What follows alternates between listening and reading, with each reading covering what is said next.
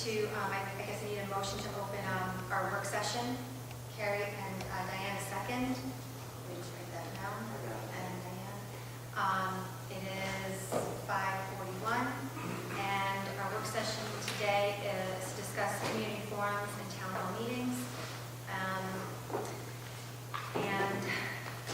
Okay, so basically we've been talking about this for quite a while, and what we need to kind of hash out is how we want to tackle this. So I wanted to share with everyone some research that I've done on ideas, and then we can figure out what we want to do for our next step, because it's already October and our school year is well underway. So two examples just as kind of contrast. I have a video that we're going to just watch a few little points on from Croton Harmon. They do community forums on specific topics. So for example, the one we're going to look at has to do with school lunch. And I actually was an hour and a half on school lunch, and I couldn't believe it, that they had community members there, a few board members, and the relevant person within the district to that topic. So it's not everyone. And then, open to whoever wants to come. And what they do is their meetings are on Thursday night. So for example, their forum will be on a Wednesday night. They'll have this big open dialogue with the people that are present for the forum. Questions. They have a presentation, a formal agenda that they follow through with the timeline to keep kind of things on track. And then Thursday night before the meeting, they'll have a work session with the whole board to recap the community forum. And then at the public meeting, they will, depending on the issue, either take action on something, allow for final comment from anyone in the community, but again, there's no exchange during the public meeting. And they state all that. They did such a good job. And later, I would suggest everyone kind of watch in more detail, but I'm sorry, I just pulled it up today, and I meant to inform you all before to take a look at it. And so this worked really well for them. And then just kind of to compare it to what New Rochelle does, they decided to do note cards when people walk in and have questions. And then just have someone kind of, what is the word, maybe moderate the meeting. But what I like about the way Croton Harmon does it is that it allows for an actual exchange, and it's open.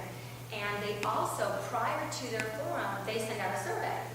So you can pose questions in that as well. So if you're not going to make the forum, it can be discussed, and it's also a video feed. And so I know there can be a concern about things getting out of hand, but I think, again, there's an agenda, there's order, people were very respectful, and I think it's doable. I think we set parameters of how the meetings should be run. They obviously do it at the school. They do it at the school, yes. So click on it. I just want to tell you a couple, let me see what times I have. So you might have to. Sorry, maybe I'm going to turn around here. Let me see. Let's get the. All right, yeah. Turn the volume down.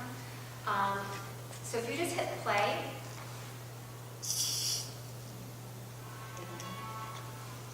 You have to mute it on the screen itself and within the video. So you'll just see how they present it.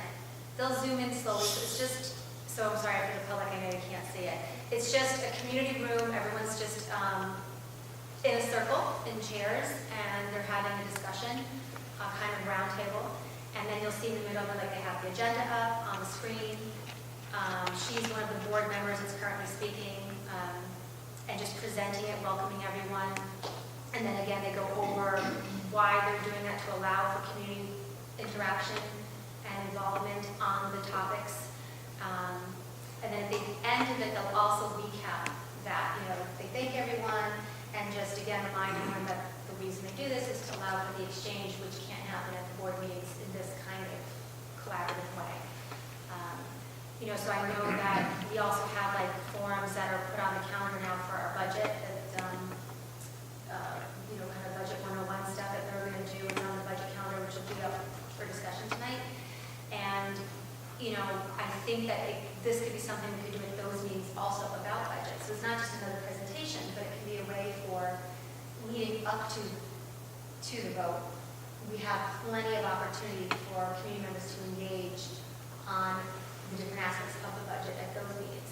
And these forums can be, for that topic as well. It can be for anything that we see fit. I mean, we can have our first forum,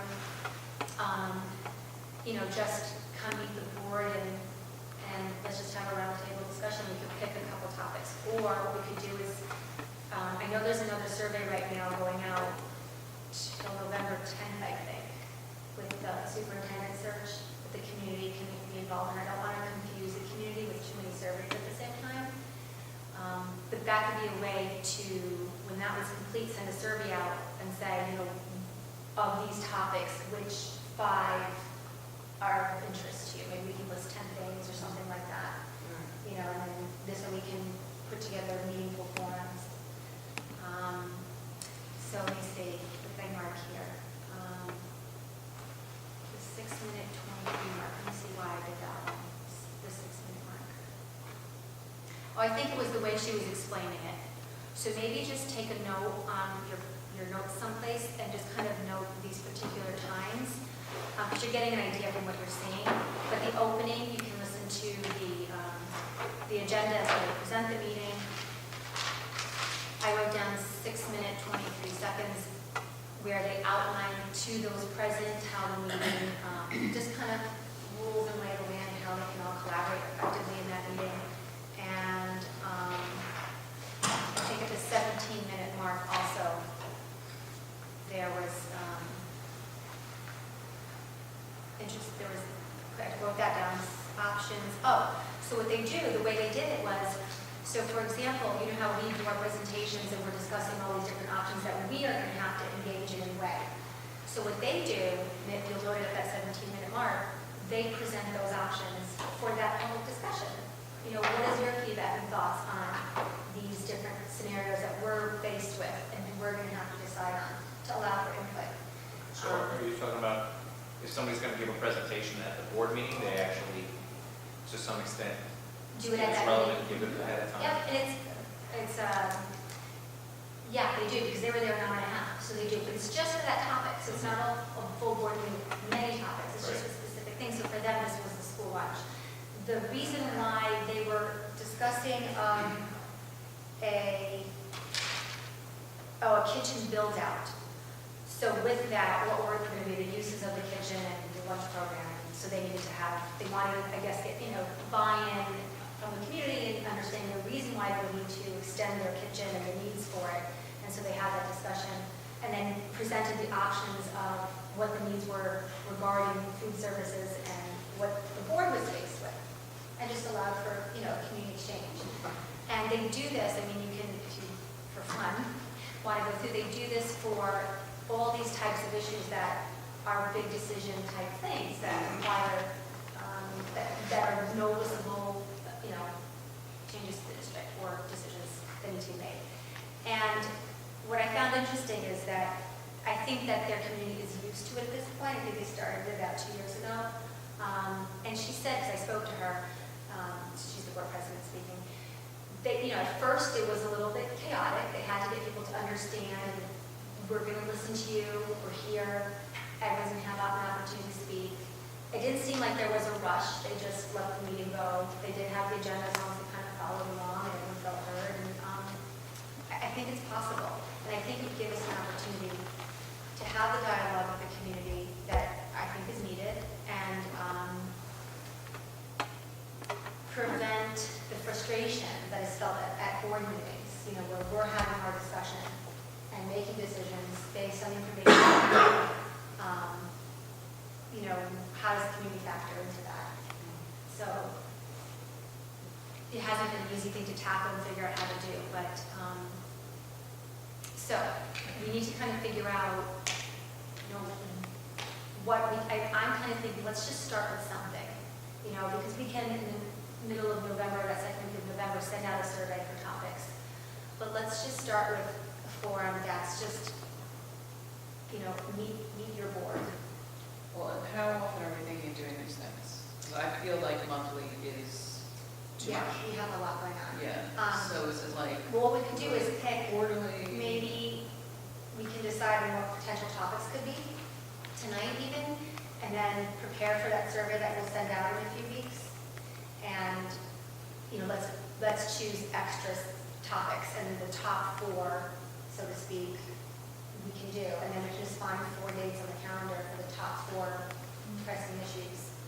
Okay, so basically, it would be 1 a quarter, would be what would Yeah. I potentially, think it's I reasonable to start with that, you know, there's, mean, you know, we do have, besides we know. our regular jobs Yeah, and our board work, we also do have to find a new superintendent, so that's also another time constraint for us. So, and I think just to start, it might be better if we, And we're adding on budget, like extra budget meetings too. 4. So I, you know, I just think maybe 4 would be the place to start. And what would the, I mean, how does it work as far as how many of us can be there as board members? I mean, is this one of those things where 4 of us can't? Because I wouldn't anticipate all of us being at all the No, places. we can Probably 2 or rotate. 3 maybe we at can most. rotate through that. I think 2 or 3 is fine. Yeah, and I think They, I think especially, they had 2 or 3, yeah. yeah, I think especially with the superintendent search, we also don't want to ask too much of the community. I mean, it's not just us, it's, you know,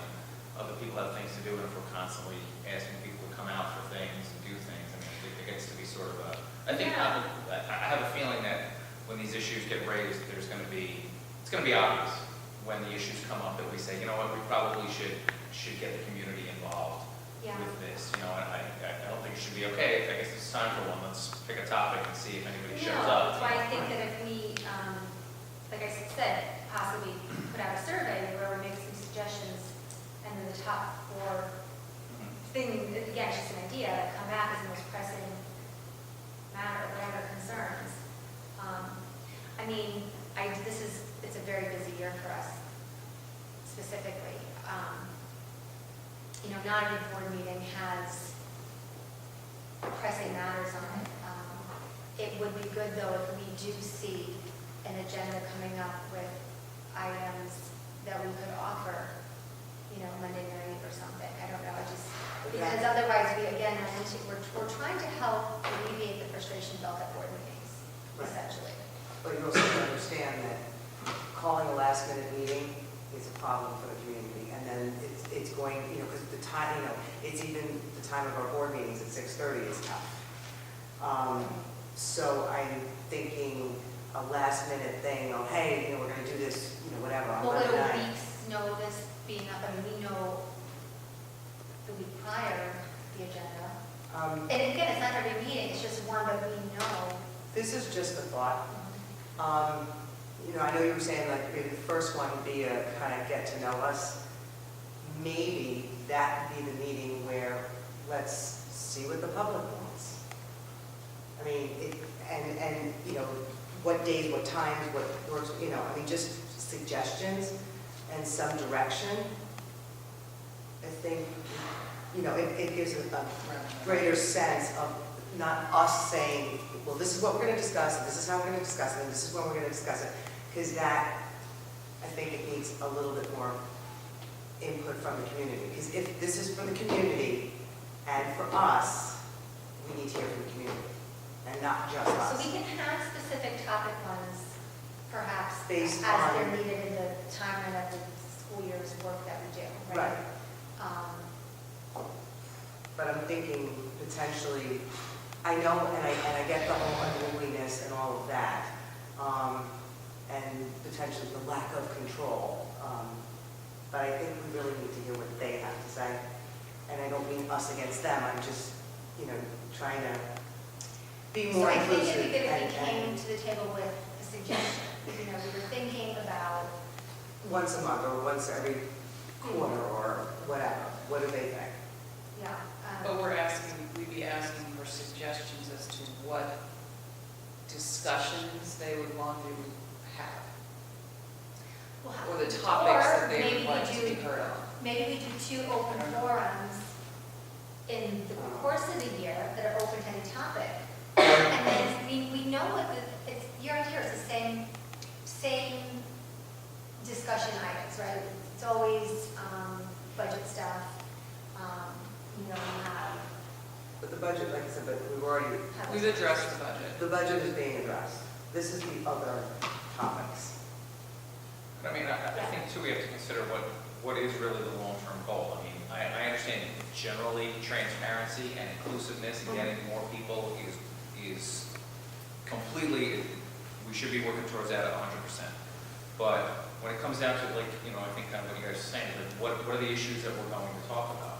I mean, is it going to be something that's impacting right now, right up until a vote? Is it going to be something, just a general sort of sense of providing another opportunity for people to be able to speak to us as individuals directly? You know, like, I kind of feel like I think maybe, both. yeah, because I feel like, you know, there are, I want people's expectations to be there. I mean, I am all for hearing what the public has to say, 100%, because I think there's a lot of times, you know, perspectives that come out that are completely valid that we did not, as just the 7 of us, come up with. But I think, you know, what people's expectations are going to be about those meetings and what they're able to accomplish from that is a tricky sort of. I mean, we have to manage that, we still manage the meetings, and,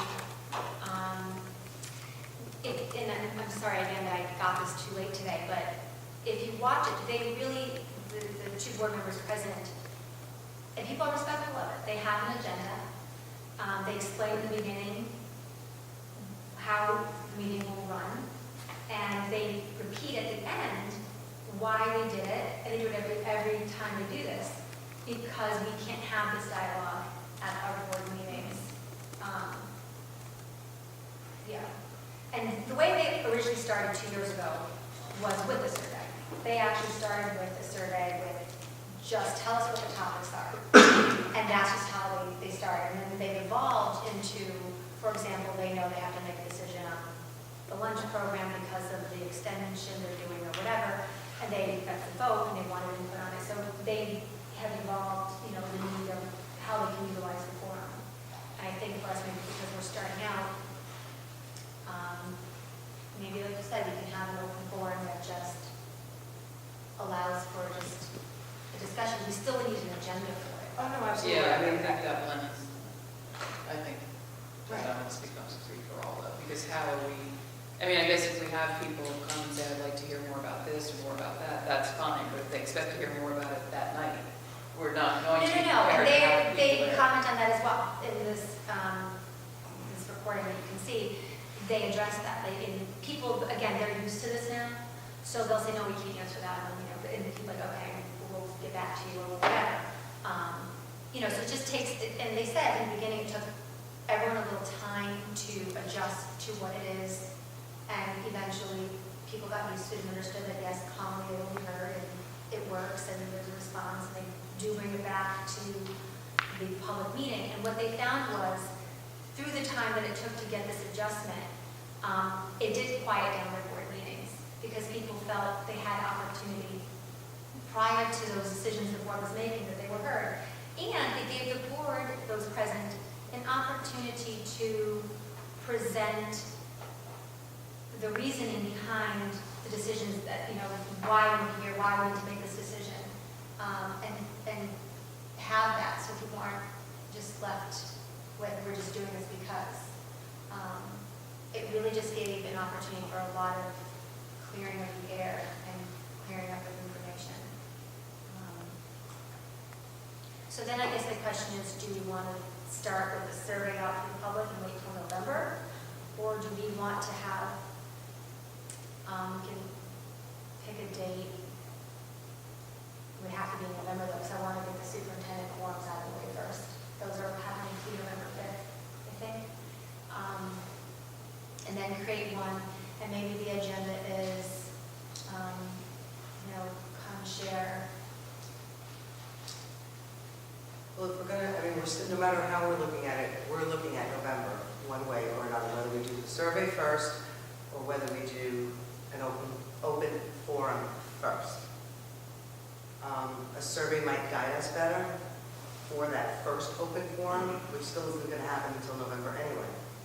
I mean, I don't know what anyone I else just is. don't want to put that survey out until, I don't know, November 5th, or November 10th, whatever the deadline that's posted. Right.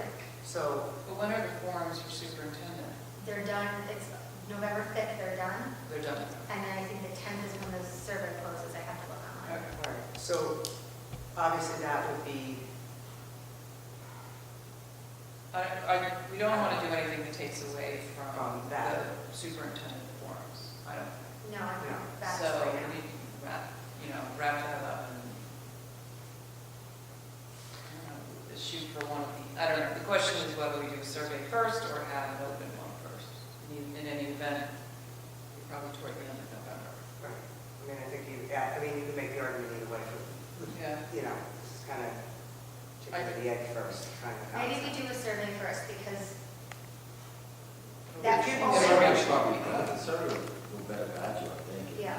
Right, You get a pulse of what's out there, what's the, the main topics that may be of concerns. So I think if you do the survey first, it's probably beneficial, and it will guide us into the form. So they don't have to start from free for all with not much. Okay, so maybe then we'll wait until the other survey closes. I think, I'm guessing, I have to look, I think it's the 10th. And then we'll put it out,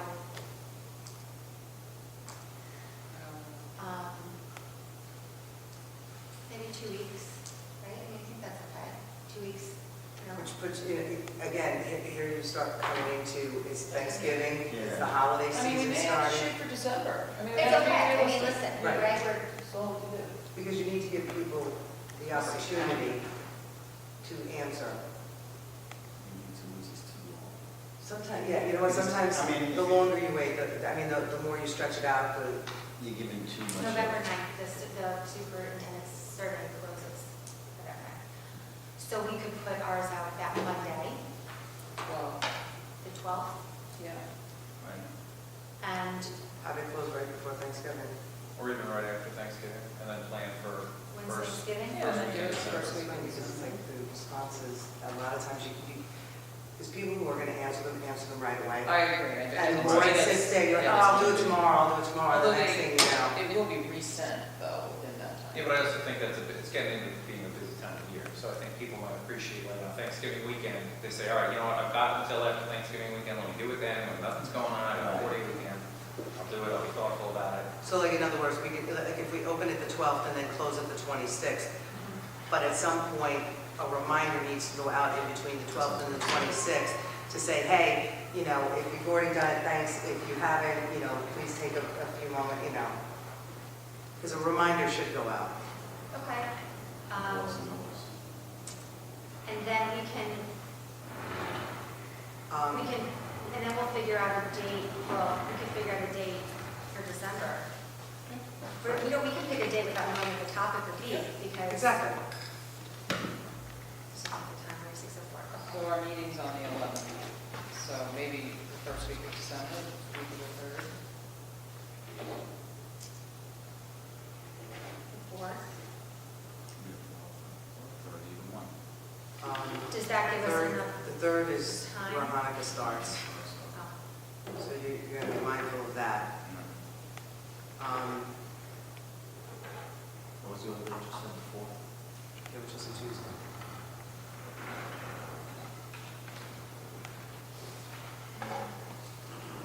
Let's shoot for the 5th, which is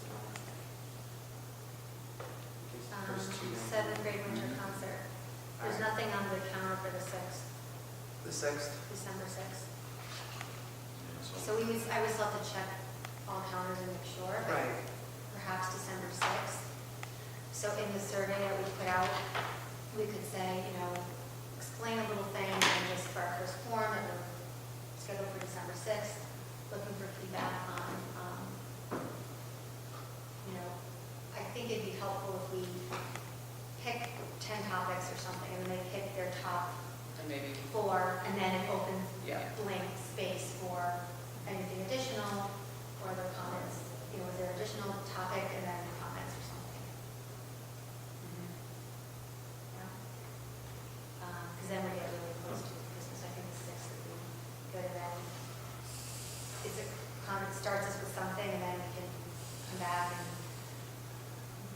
going into budget, but, you know, okay, so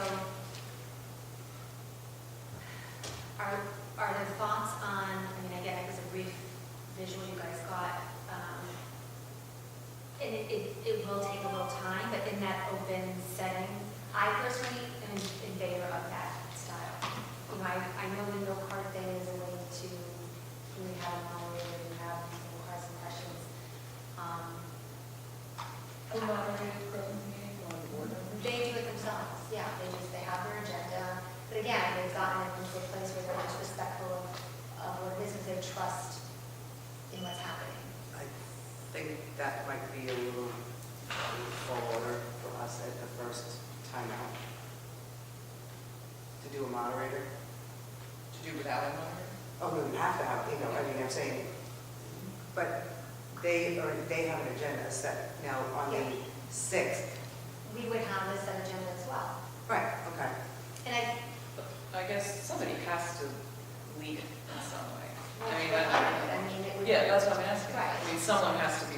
Yeah. Right, I was Yeah. thinking you were talking about, you know. No, I'm not, I don't think it serves a purpose if we have a third-party person standing there with No, no card. No. That's, I yeah, agree. neither do I. Agreed. Okay, so then the question is topics. Do we want to, we still have, 10 more minutes and we can break before the meeting starts. Do you want to brainstorm some topic ideas now or just kind of shoot me your ideas in an email?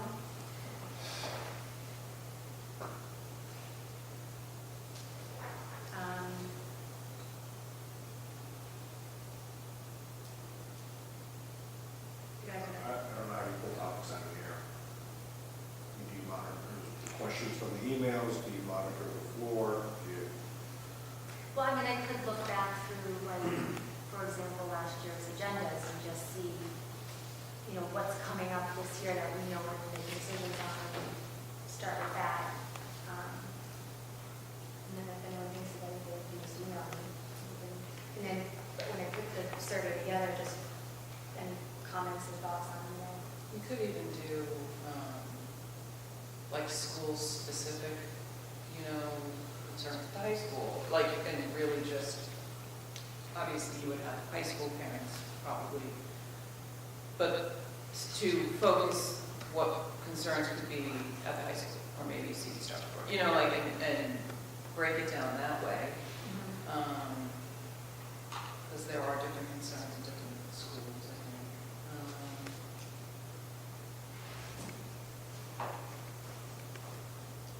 So then maybe we just need time to kind of sit with it and think of, we have. Yeah, I mean, it's, We could do on our facilities. So- We can suggest that, I don't know, Right. how, Right. the interest level.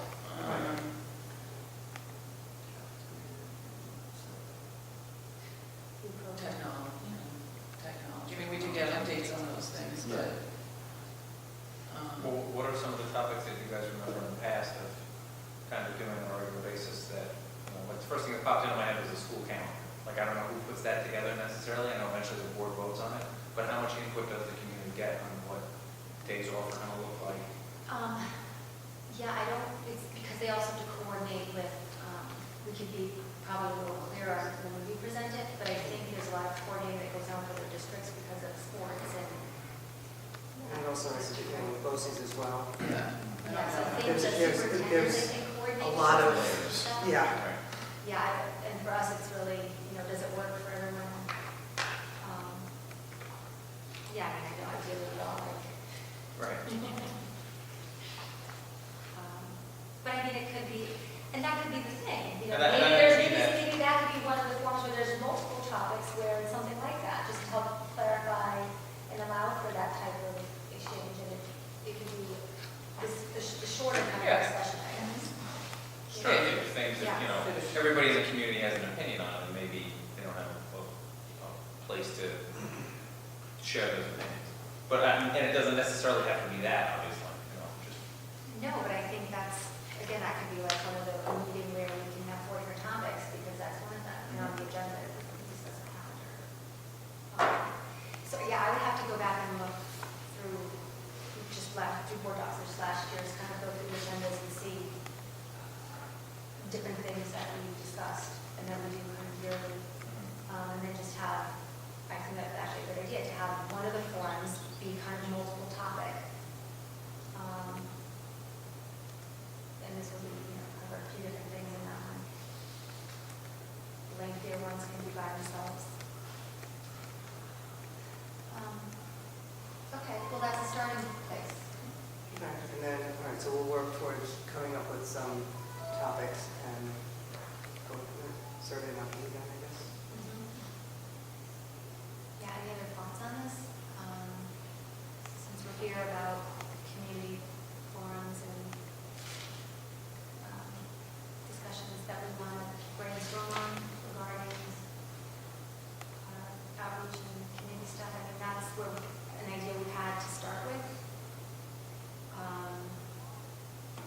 I know Kristen brought up at the last meeting, I think it was the last meeting, inviting groups, the different community groups in to, I think she said like just to tour a building or to see, because I think a lot of the community groups don't, they're not getting our backpack or the information, so we reach out to the different community groups and invite them.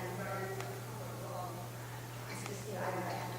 Well, then we could even just reach out and say, listen, if we want to get you information about things going on at the schools, who should we direct that information to so that it can be relayed to your members, so, whoever, whatever, their Even ask if they're secretary. interested in it. Yeah, and just say, can we forward to you information that we think may be interesting to your members, and can you, forward it on to them at your next meeting, something like that, We don't necessarily have to go to the meeting or their, But just link send an for our newsletters or. something like that, somehow providing the information for them, to pass it on. Right, so that's just on, I can do that. Do you want me to ask in those phone calls if we want to invite them to we can do a, I don't know, community night maybe? No, I don't know. It's, again, just maybe that Kristen brought up, I'm sorry she's not here, but to kind of expand on her idea. We have, because we have our parent night, they can go in and see the buildings, they can see. And if there's some sort of community night that our parents specifically that can come in perhaps and get a tour of, the upgrades and where the tax dollars have gone, and to just get a better understanding of, I don't know, maybe that's a question to ask them. see if you're interested, and then I can tell you, if it's something that can coordinate. Yeah, what are the types of things you'd like to know more about in terms of the school? How can we provide more information to your members that you think they want to hear or they want to see? Like to do that, and even if it's just, here's our email, let us know, or it may make more sense to get an idea from them. I know there's many of them, we can all make calls, to see what kind of information they would be interested in, rather than us deciding what they would be interested in, I That guess. might be the topic for the first community. How do we get other people from the community, just a thought. Okay. Anyone else, thoughts, ideas, comments on this topic? No? The other, all right, well, no, but I mean, it was, almost a 45-minute discussion that, it's just this, so our work session, for a few that showed up, it just gives us an opportunity to have this discussion so that the public can see and that we can record, rather than take up the public meeting for something that's just discussion. And no decisions are made as far as votes that have effect, it's just more figuring out direction of things. Okay, so then we'll do is I'll just bring this up again later in our public meeting, recap it. And the plan is, good? Okay. I just need a motion to close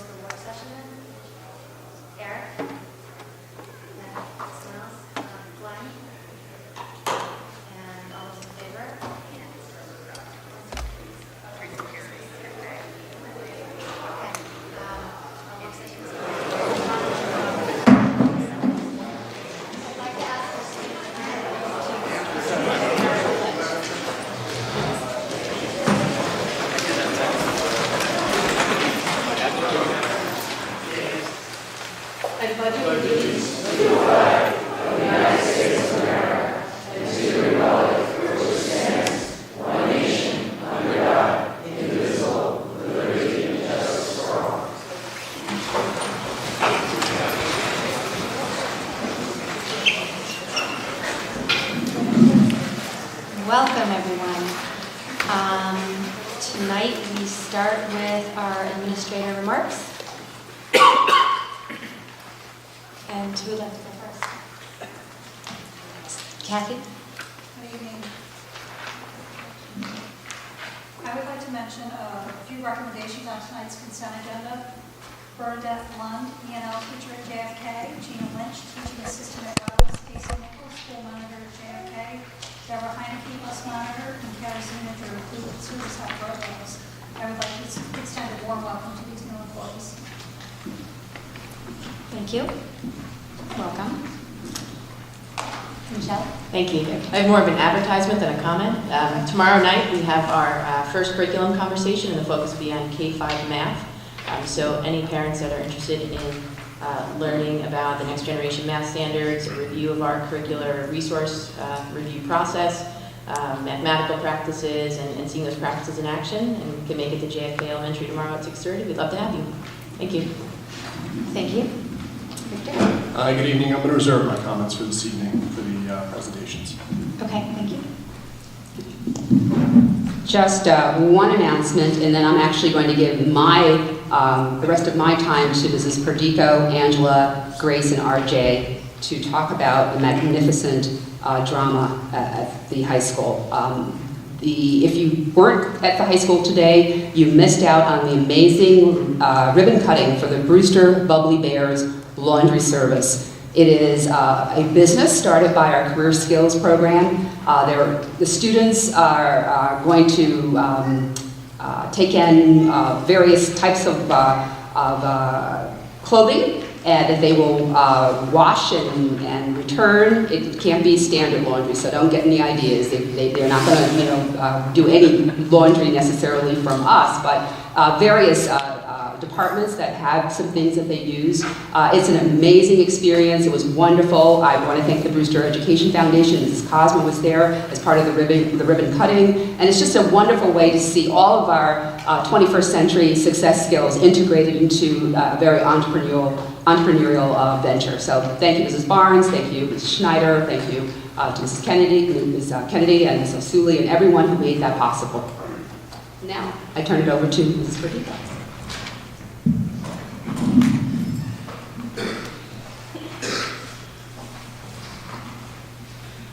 Good evening.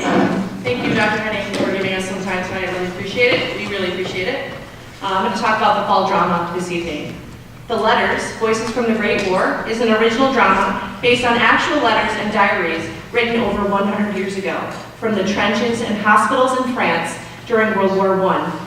Set in Putnam County, New York, and across the seas in France in 1918, The Letters Out is a homegrown drama that pulls from personal accounts of real-life Putnam County service members and volunteers, some of whom have family names that are quite recognizable in our community, such as Frank and Henry H. Wells, Daniel Ledley, Moses Beale, Daniel Brandon, and Marjorie Edis, the daughter of the editor of the Brewster Standard. The play incorporates well-loved and rousing period songs and poetry that capture the patriotic spirit of the time, along with some conscientious opposition and heart-wrenching mourning. Our first performer tonight is BHS junior RJ Frankenberry, who plays the role of Daniel Brandon. Daniel is a 24-year-old son of an Irish immigrant, devout Catholic, and hometown boy from Towners, New York, also known as Patterson, where his family owns a large farm. Daniel leaves for war as a corporal, an Army doughboy soldier with the Signal Corps. During one battle, Brandon is at the front and is subjected to gassing by the Germans. He gets very sick and is sent to the hospital in Paris, but returns to the front after a brief respite. Back at the front, he's assigned to go out on patrol with his buddies, and they are taken prisoner and sent to a prison camp. Daniel Brandon is the only prisoner of war from Putnam County, and one of 2 soldiers in the play to receive the Purple Heart several years after his return. I've been separated from friends, transferred between Landsworth and Raffstaff. I've traded my pen for a few marks. Rations are few, but I've managed to trade with the French and Serbians. All of us together, not one shares the same language. Pitas is so-called soup or tea made by boiling dried grass. Occasionally a richer quality made from decayed fish or some other decomposed substances from it. Never a particle of salt or fat of any kind is used. A hard bran cake in place of bread is made of holes, bone meal, and sawdust. Such nourishment is not enough to keep men alive. We are forced to perform labor at the points of fixed bayonets, a hardship many are unable to endure. Some are driven almost crazy by torture or starvation, that they sever their fingers and hands in hope that relief might be obtained if they make it out to the hospital. We are confined in quarters not fit for animals. During the heat of the summer, we swelter in confined quarters. There are cooties and bed bugs, but these are a pleasure compared to the black Russian fleas, an insect so much more awful than bed bugs. But the latter seem to pleasure in comparison. It's a life of privation and suffering. We, the imprisoned American soldiers, are not losing hope. We're sure that the good old USA will win, and that we can hold on long enough because our release is sure and certain. We fight for peace in the world and for the liberation of its peoples, for the rights of nations great and small and the privilege of men everywhere to choose their way of life and of obedience. The world must be made safe for democracy. The next two performers are VHS seniors Grace Curley and Angela Huck, who play the roles of Ruby and Amy Hartfield. Ruby and Amy live on Prospect Street in Brewster, New York. They are the daughters of a local preacher, Reverend and Mrs. Frank Hartfield, and the granddaughters of Seth B. Howes, the father of the American Circus. Ruby, a YWCA canteen worker, is one of 4 siblings who will serve in the war. She is in a hospital in Paris at the heart of the terror and bombings, administering to the wounded soldiers. After receiving numerous letters from her sister, Amy, too, is inspired to leave for France to volunteer her services as well. Dear Amy, I've been out for 24 hours straight. It has been an interesting experience, but a heart-rending one. Late last night, we received word of more trains of refugees approaching Paris. I put on my old hospital uniform and headed to the station. I can't begin to describe the scene we saw. Such a medley of people ranging from a newborn to an old couple who were 90, the woman so frail she couldn't walk and had to be taken in a chair. The refugees carried their things in boxes, luggage, and bed linen for bags. They even carried their dogs and chickens with their legs all tied up. Some had nothing except for their children. That is, those who haven't lost them. We fed them and put the young to bed. No sooner did the air raid siren sound. We have to seek haven. Poor children had to be awakened, families' belongings collected, even the dogs and chickens. We made our way back to the station in the dark. I had a young boy in my arms, sound asleep. Not even the sirens could wake him. An English Red Cross man took the sleeping boy and gave me his flashlight to show the crowd the way. Those poor souls were down in the metro for hours, yet all night I only heard one child cry. This morning I watched several families of refugees enter the city. All their household goods piled in carts with the children on top and the women walking by side. These people did not come by train. They are the real thing, having walked from where they lived. Today we hear that these people were evacuated out of a town 18 miles from Paris, floating down the Marne in barges. Just think of those poor souls, they're coming in by the thousands. Last night, thank heaven, we did not suffer in the raid. But one of our men told me that an old woman and a baby had died at the Gare du Nord. It makes one hate. All right, I can't think of it. Another air raid siren? Lights out. Ever your loving sister, Ruby. The show takes place Veterans Weekend, November 8, 9, and 10 at 7 p.m.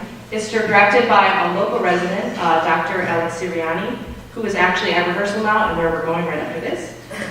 The Letters is a culmination of 8 months of wonderful collaboration between the writer, our local resident, Jen Cassidy, sitting in the front row up here, Amy Campanero, and the Southeast Museum, and of course the school community as well. Brewster graduate Joe Beam is donating his time and equipment to illuminate the show and give us some amazing projections as well to help us relive that experience, or at least get to know a little bit about what that time period was like.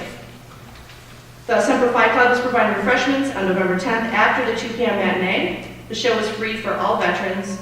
Tickets are $12 pre-sale, $15 at the door. And to obtain tickets, please go to the school website, and I do believe it's also on the Southeast Museum website.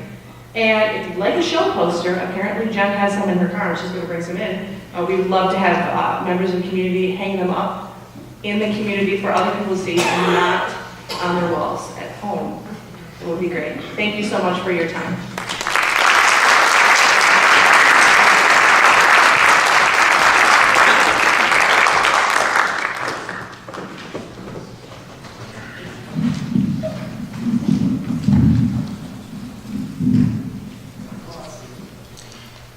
So for my remarks tonight, I just want to briefly recap.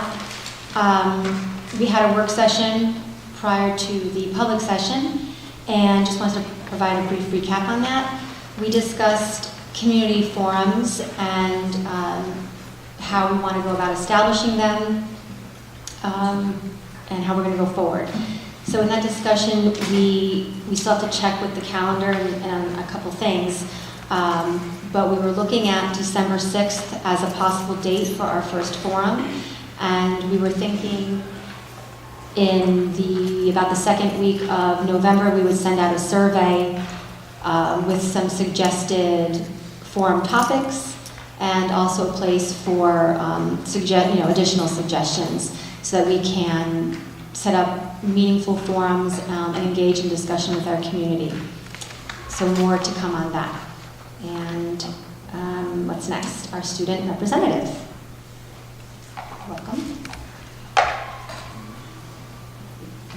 Hi, my name is Irene Huebner. This is Cameron Hart. We'll just get into it. All the seniors are now certified in CPR, which is a graduation requirement because of our day the other week where we all got this certification. The high school has started the Shoes for Kenya, and the first district to collect 10,000 shoes, pairs of shoes, gets sent, like a few students get sent to Africa to like deliver them to the kids themselves so they can go to school there. The high school has a lot of shoes so far and will be incorporating the other schools in the district soon. The seniors are going to start going to JFK for the participation in government class to work with the children there. As previously mentioned, the VHS Bubbly Bear started today in room 107. ROTC annual inspection is November 13th for the ROTC people. And the fall drama, the letters will be starting soon. And on some further notes, both the boys and girls varsity soccer team had their sectional games not too long ago. The boys varsity team unfortunately lost to Byron Hills 3-1, and the girls varsity team also lost 4-0. The varsity football team plays Harrison High School tonight for their final home football game. Not tonight, I'm sorry. Friday night for their final home football game. So that should be an exciting one. Marching band and dance team on November 19th are at the Barclays Center. The NCAA has invited us to play music for the University of Cal Berkeley. Model UN has a conference November 10th. 80 students from other schools should be attending, so that should be a very cool event for our students. And next Monday, October 29th, the Brewster Music Department will be hosting the spectacular Halloween concert and encourages everybody to come. Thank you.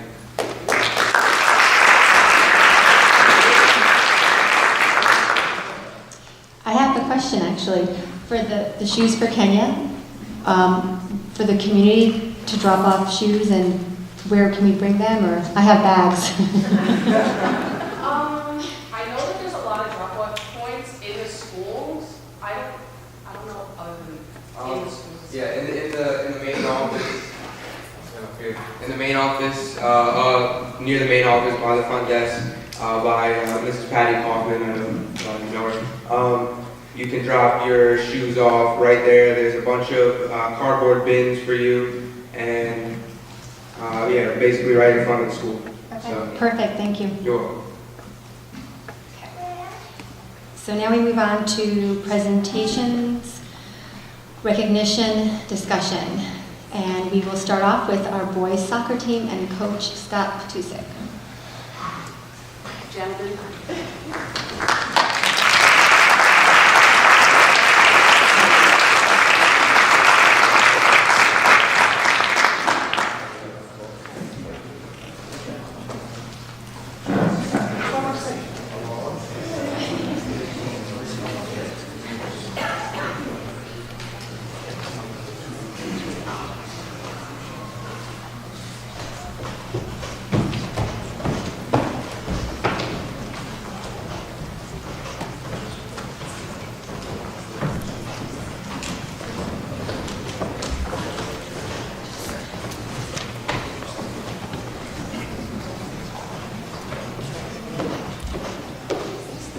First of all, I want to thank Coach Gerardo, Coach Posick, and these amazing team members who are here to actually remind us of what compassion and courage and camaraderie look like.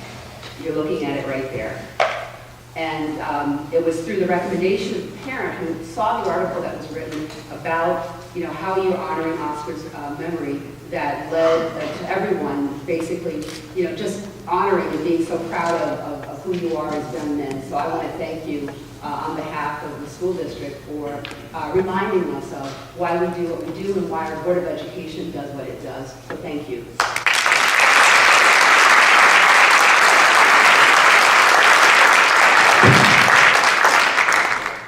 Good evening. Usually when I come up here, we're just talking about athletic accomplishments, and certainly this gentleman's team this year, 10 wins, 8 losses, some exciting victories, first ever victory over Somers, had a great overtime win against John Jay today that we honored Oscar, and they had an exciting win last week in their sectional game against Lords. So certainly that is tremendous, but the thing that I'm not usually here honoring about is the human spirit.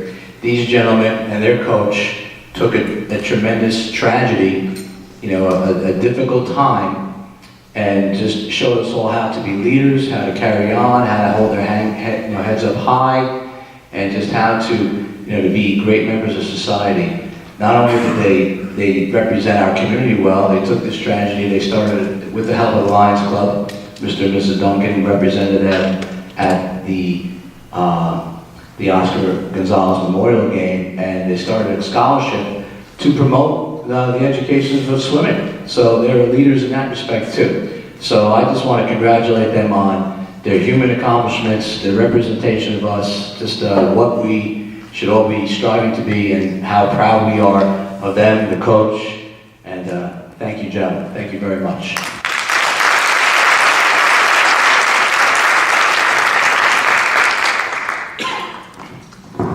Hello, my name is Jackson Mahoney, and these are a few words that we said before Oscar's Memorial Game.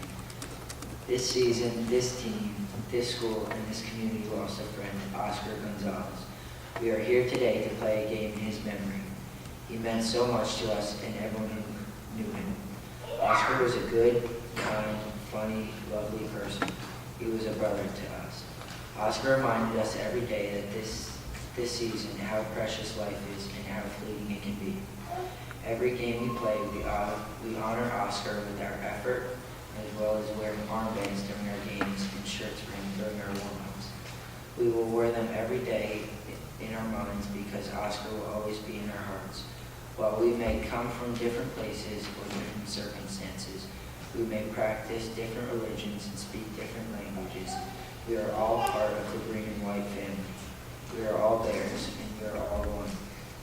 To Oscar's mother, father, and family, please accept our heartfelt condolences. Please know that through his life and loss, people learn to connect, to love, and to care for one another. He made our team a family. And now we invite Christian up to say the message in Spanish. Mi nombre es Cristian Valenzuela. Esta temporada, este equipo, esta escuela y esta comunidad perdieron un amigo, Oscar González.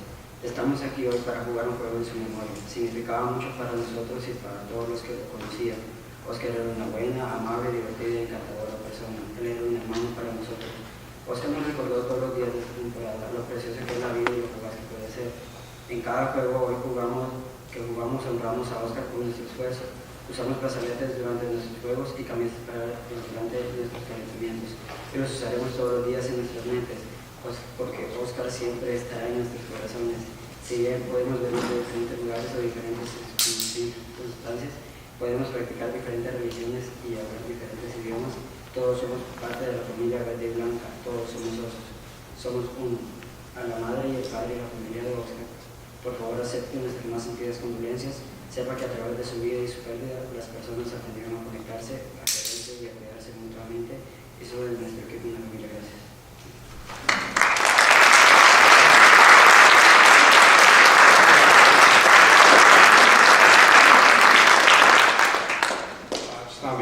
soccer team. I'd say thank you for inviting us here and recognizing this great group of young men.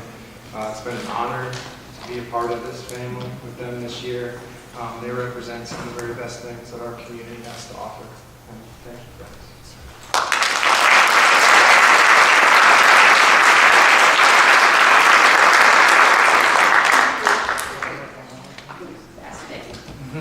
Dr. Zampola, Ms. Lappy, and these amazing students. Because you're so kind, they are going to present you with kindness rocks so we can spread the kindness. Leadership is often about character. And when you face great hardship and you stand with dignity and integrity, you set examples not only for the schools, but for the community at large. And we thank you for that.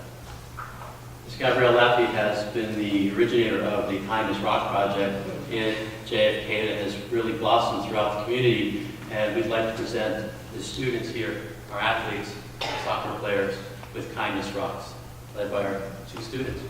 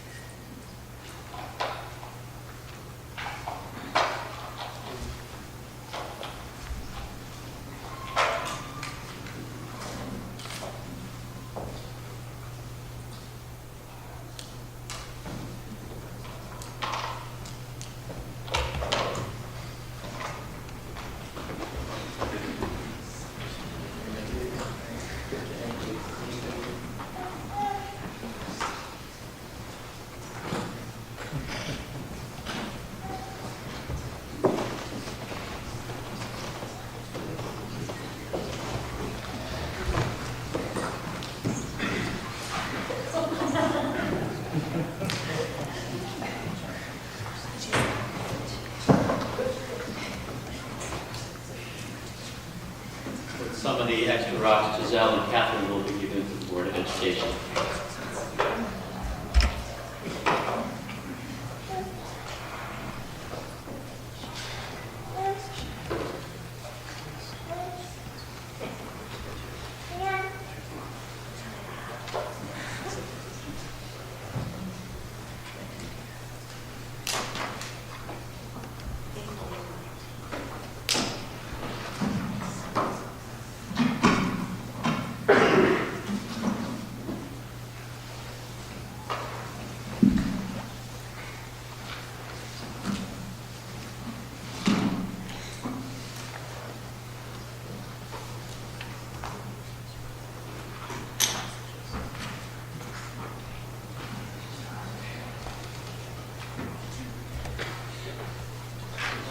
Thank you again, gentlemen.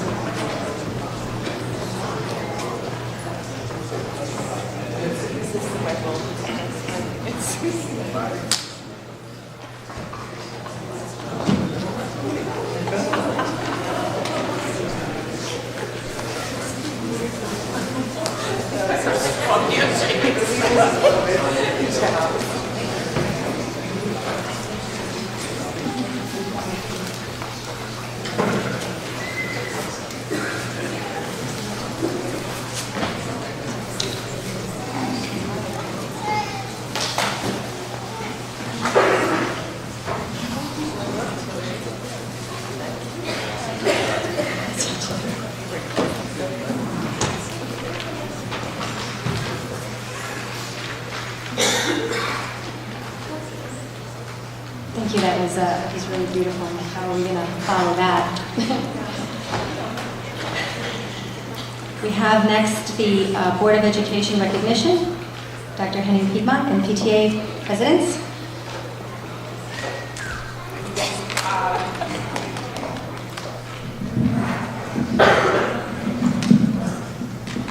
This is in recognition of all of the work that happens in the school district.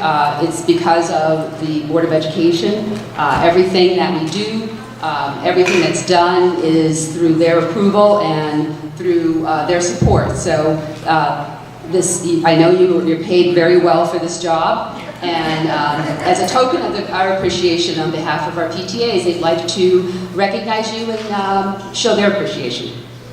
Hi, good evening. Every year the PTA in the district recognizes and thanks the Board of Education for everything that they have done for the students in this district. Past gifts have been handmade art with the students' handprints. We've made a donation to the National PTA Relief Fund. This year we decided to do a donation, but we're going to give back to people in our community. We are making a donation to Putnam Cap in your name. So collectively, the PTA has collected $400, and with that $400, we're making a donation in your name to Putnam Cap. So on behalf of the elementary PTA, the intermediate middle school PTA, and the high school PTSA, just thank you very much for everything that you have done.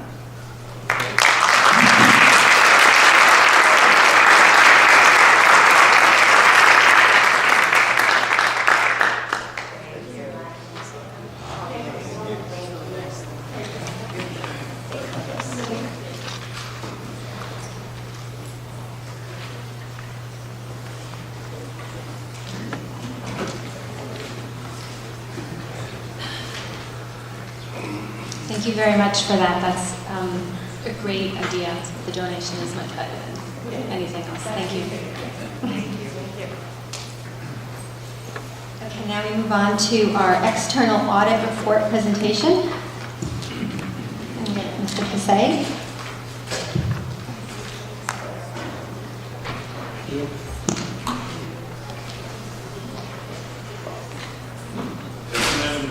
Briefly go over the results of the 2018 school district audit. This is just some of the important dates that occurred during the year. A preliminary field work was held in May of 2018 to basically test all the controls of the cash receipts, cash disbursements, and payroll. On May 29th, we had a planning meeting, also known as an audit committee meeting. It's required by the state to discuss the audit. The actual audit took place the week of July 30th, and then in October there was a post-audit committee meeting where we went over the draft of the financial statements. Again, a required meeting, and tonight I'm here to present the results of the financial statements.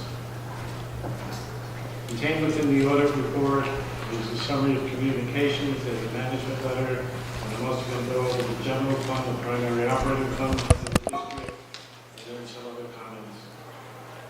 So included in the summary of communications is the auditor's responsibility under auditing standards generally accepted in the United States of America.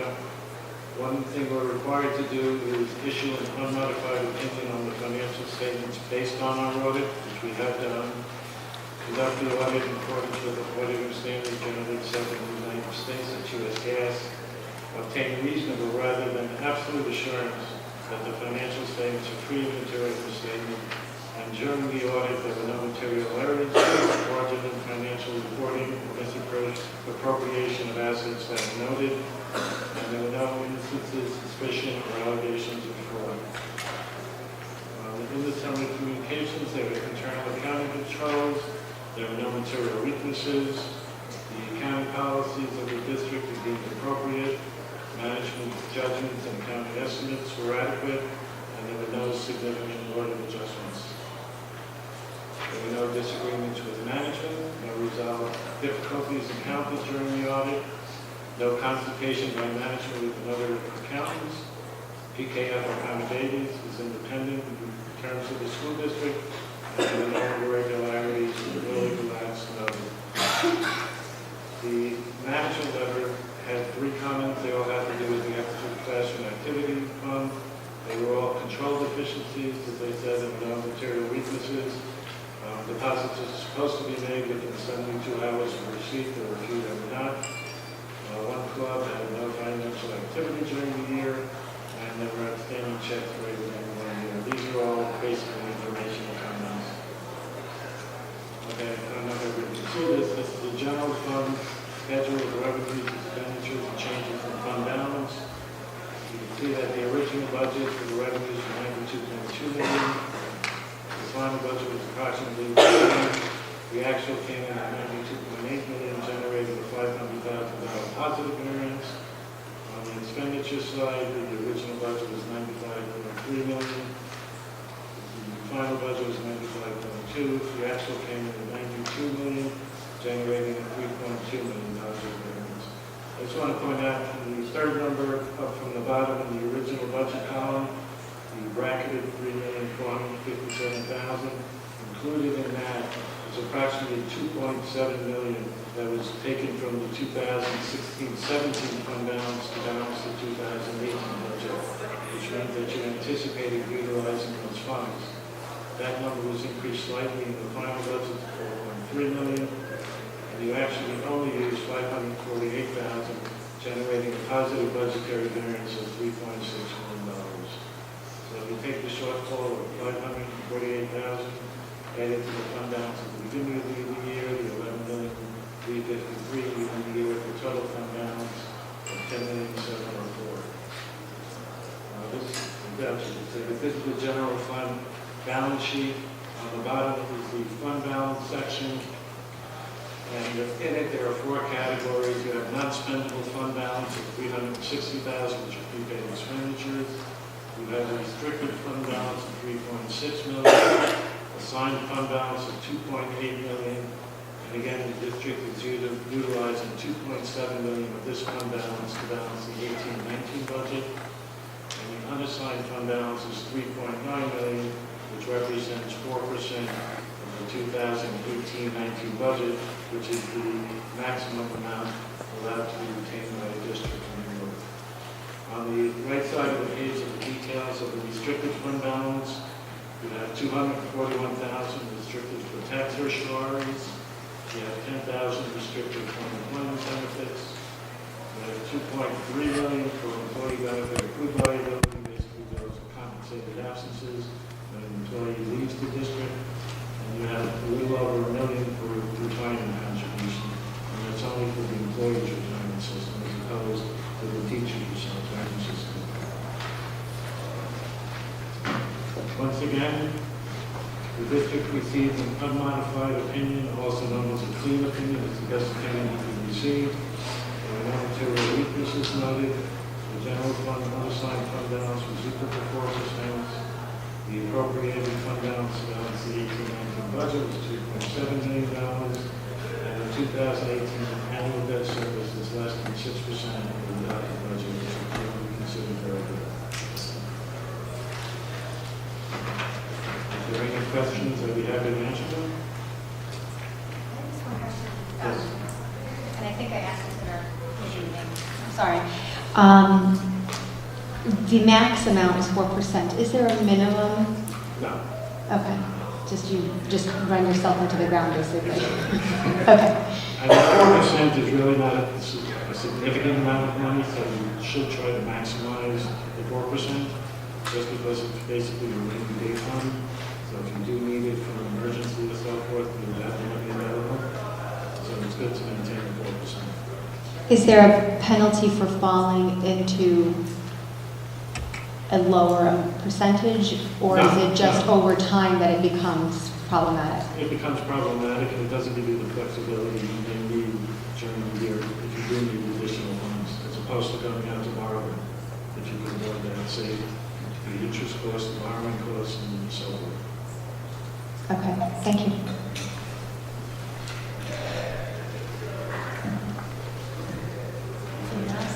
We'd like to thank the Brewster Board of Education. I'd also like to thank Victor and Sue and Denise for their help during the audit. The audit went very smoothly, and as usual, there were basically no findings.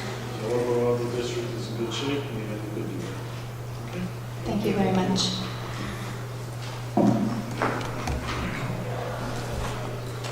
Okay, I think we move on to communications and media plan update. Ellen Lane and Jennifer Gary. Putnam Northern Westchester BOCES. Welcome.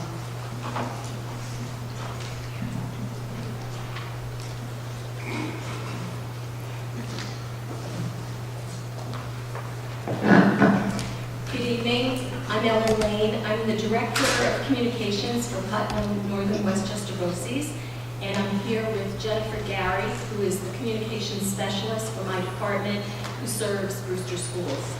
We were asked to provide a brief update on how our communications service is going so far. It's early days. We've only been here approximately a month. In fact, today is Jennifer's 11th day that she was in the district working. She's here 2 days a week. During that time, she is in and out of classrooms in all of our buildings, taking photos, interviewing, and writing stories about happenings, posting to social media, creating mini videos, and sending out press releases to media outlets. So she's doing quite a bit. It's difficult this early in the game to provide detailed analytics about the results, but a couple of things I can share with you. On Facebook, for example, Jennifer's posts are regularly reaching between 1,100 and 1,700 people.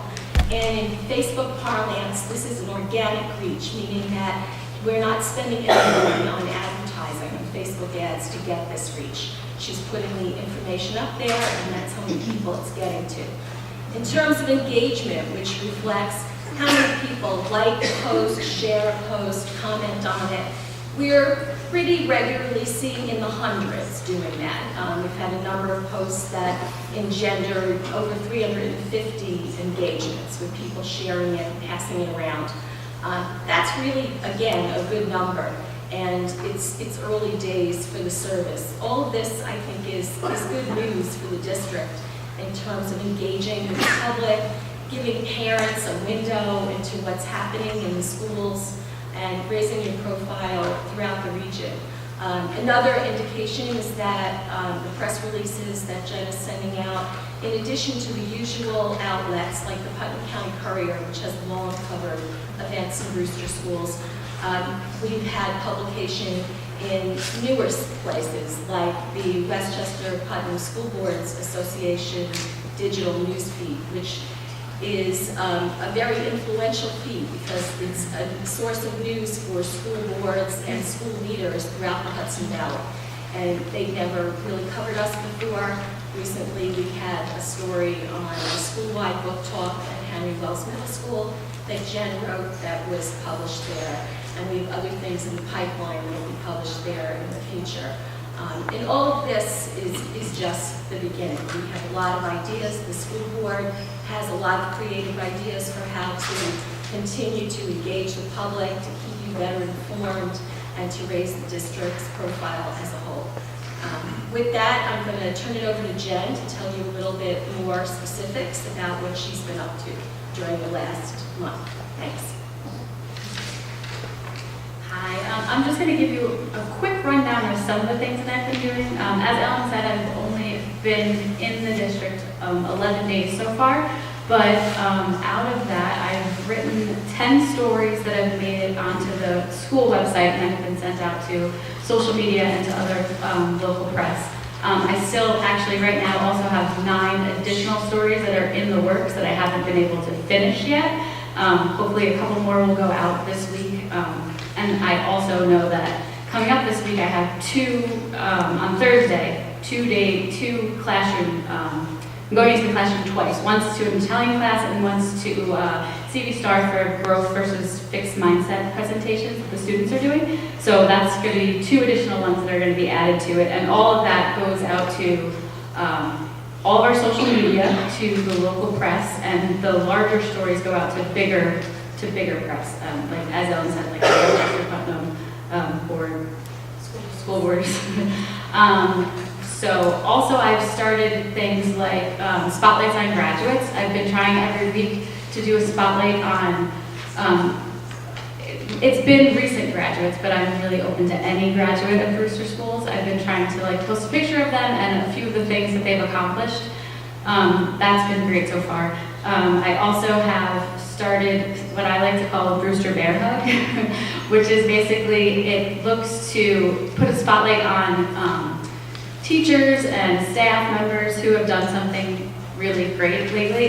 So first I did, for JFK, we spotlighted the ENL teachers there. And then this week, one of the things coming up is a spotlight on a school bus driver who stopped kids from getting off the bus when a car was going right through the stop sign on the side of the bus. So there's a lot of things coming up that way. Another thing that we discussed at a communications meeting is starting, the idea of starting like a One Brewster hashtag or campaign of sorts to tie together everything that the students do that have to do with the larger community. So not just things that are happening in the classroom, but things that a lot of the different clubs at the schools are doing to make the community a better place. So then also I've made a lot of classroom visits. I think today is the day I've made the least amount of classroom visits, and I still was at the Bubbly Bears. Usually every day I'm in each of the schools. Every day that I'm here, I go to each of the schools and try to get into at least a classroom or two while I'm there. So there's been at least a dozen classrooms that I've been into, and that's not counting school-wide events like the book talk at Wells and also Grandparents' Day that was here, because I bounced back between a bunch of different classrooms for those to get a better sense of the event. I've taken hundreds of photos.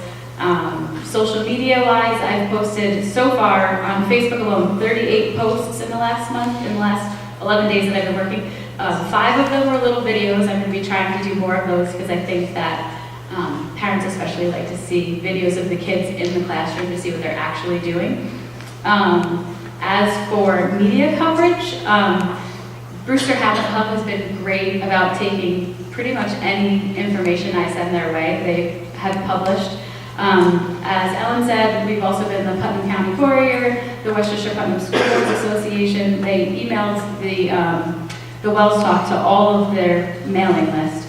And also, I've sent press releases to many different outlets, from the New York Times to the Daily Voice, like a wide variety. And as a result of some of the press releases I sent out, next week I have a phone call with someone from NYSBA to try and see if they will come and cover the Mindful Moment Room at the high school. So I'm not sure how that'll go yet, but that's in the works. Did they have any questions? Thank you. That's a lot. Thank you.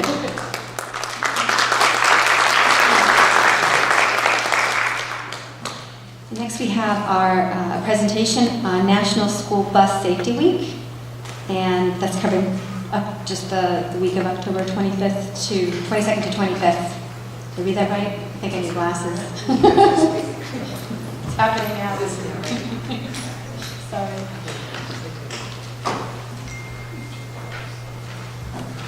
Hi, good evening. Thank you for inviting us. Every year we come out and do a little presentation. This year we wanted to just basically give out some fun facts and get you to get more familiar with the department. So we'd like to ask you if did you know that we were formerly known as the Bus Barn? This is where they used to park the transportation at the barn, but now we park buses at the transportation department. So when you're calling and you're looking for the Bus Barn, you will find that on the website. Look for the transportation department. I wanted to just mention that I was not driving in the past. I started driving one of those conventional buses back in In the future, do you think that we will still be receiving over 700 alternate stop requests? Currently, when we made these slides, we were up to 700. We're probably well into about 800. An alternate stop is basically a request coming from the parent requesting to drop off anywhere other than the home stop. We do this for daycare, for custodial purposes, for work passes, for high school, for after-school clubs and early morning programs when the children are in. And we have a large amount of them, and we process them as quickly as we can. Did you know the office has over 86 years combined transportation experience with Brewster Schools, and that's not just me. Okay, I added that up, that's including the whole office, and I'd like to introduce all of them. I'm Mary Smith, if you didn't already know that. I am here with Brewster Schools since 1990. Leonor Volpe is to my right here. She's the assistant supervisor. She's here since 2000. We have Sherry Durkin, and Sherry will come up. Sherry's an operations assistant, and she's here since 1989. And we have Deborah Sullivan. Come on up, Debbie. And these are the people that you talk to on the phone. A lot of people will recognize my voice in the store, and they've never actually seen my face, and I'm sure that you guys experienced that as well. Debbie Sullivan is here since 2007. They're both, Debbie and Sherry, are operations assistants, and each one of us have actually started our careers here in Brewster as bus drivers. And I think that's an important detail because we're very intimate with what we do when we receive the phone calls. Take this thing off. Did you know an estimated 50,000 motor vehicles illegally pass New York State school buses every day? It is not only dangerous, but it is illegal. More drivers are being distracted by either their phones or in a rush. And they're passing their school bus signs a lot more frequent. Did you know National School Bus Safety Week is this week? We contacted the police department, and they are following some of our buses to make sure that there's no vehicles passing our stop sign, our school bus stop. This poster was last year's winner, with this year's theme, My Driver, My Safety Hero. We at Brewster have a safety hero. This is a video. I'm just going to ask the driver of the video that you're about to see, Elka Ryman, if she would just stand up, because she really is a hero. Ms. Gary actually had interviewed her last week, and she said her article or post will be coming out explaining what Elka did, and I think it's really important that you guys hear and that you see Elka, and you can thank her for saving the lives of 3 children on the bus last week. And it's look at the video. Do you want to push it along, Victor?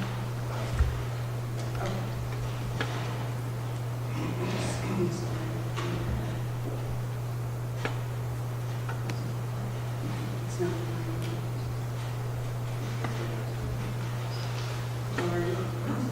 Oh, sorry.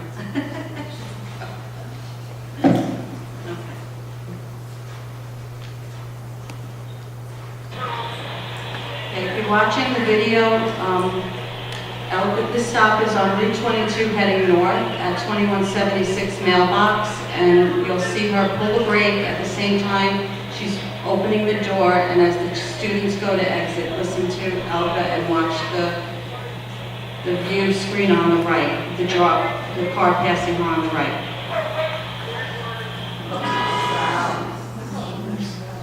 So if Elka had not done what she'd been trained to do, and that's check her right-hand mirror before allowing the students to exit the bus, that car would have run them down. Thank you, Elka.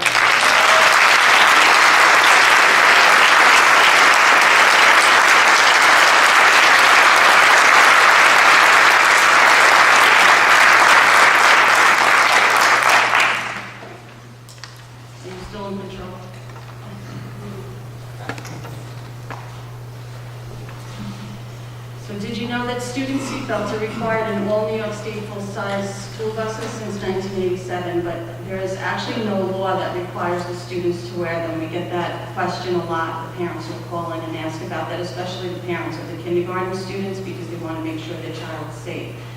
The drivers are instructed to remind the students, but we cannot force them to wear their seatbelts.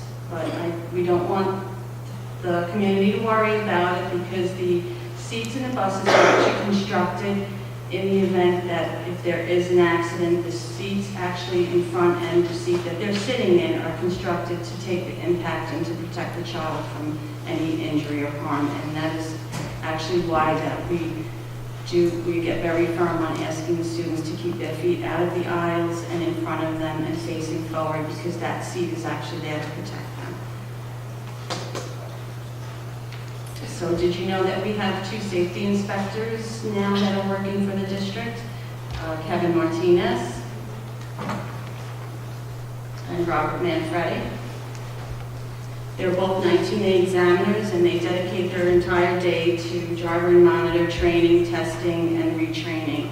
You can also meet both Kevin and Bob at the schools.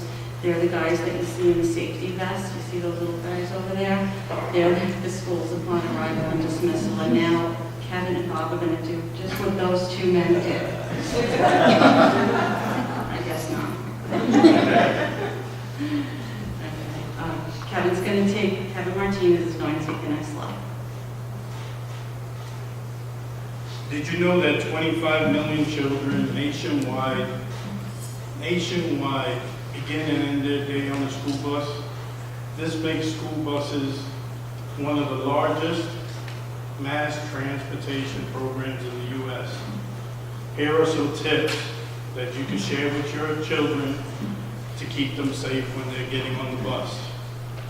When your children are about to board the bus in the morning, please instruct them to remain 10 feet away from the bus as they approach, and make sure that the bus comes to a complete stop before approaching the school bus. Once the bus comes to a complete stop and opens its doors, only then the children are allowed to get on, hold on to the handrail, get into the bus, find a seat, put their seatbelts on, so that the driver can continue with their run.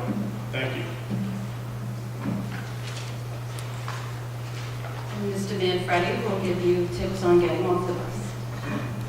Did you know, according to National Highway Traffic Safety Administration, more school-age pedestrians have been killed during the hours before and after school than any other time of the day? Do you know that we transport students from 6 a.m. to 6:30 at night, not counting sports trips that are out at night? Okay, a couple things I would like to just go over for parents, grandparents, babysitters. If you are at a bus stop in the afternoon and you're taking a child off the bus, the children have a procedure they must follow. As they go down the steps, we want them to always hold on to the handrail. When they get to the bottom step, we want them to look left and look right before entering the street. If they're crossing, we want them to go out 10 feet in front of the bus, wait for the driver's signal. When to cross, international signal, we put our hand up, we stop the child, we check our mirrors, and then we tell them to go. If we blow the horn, we want them to go back to the safe side of the road. Parents and grandparents, please, if you're there, please follow these rules with these children. It's very important we keep them accountable every day the same way so they learn it. Thank you. Thank you, Bob. And I want to thank everyone for listening to us and taking these fascinating facts about transportation, and you can help us and help our team by sharing your newfound knowledge with the students and their families. Thank you.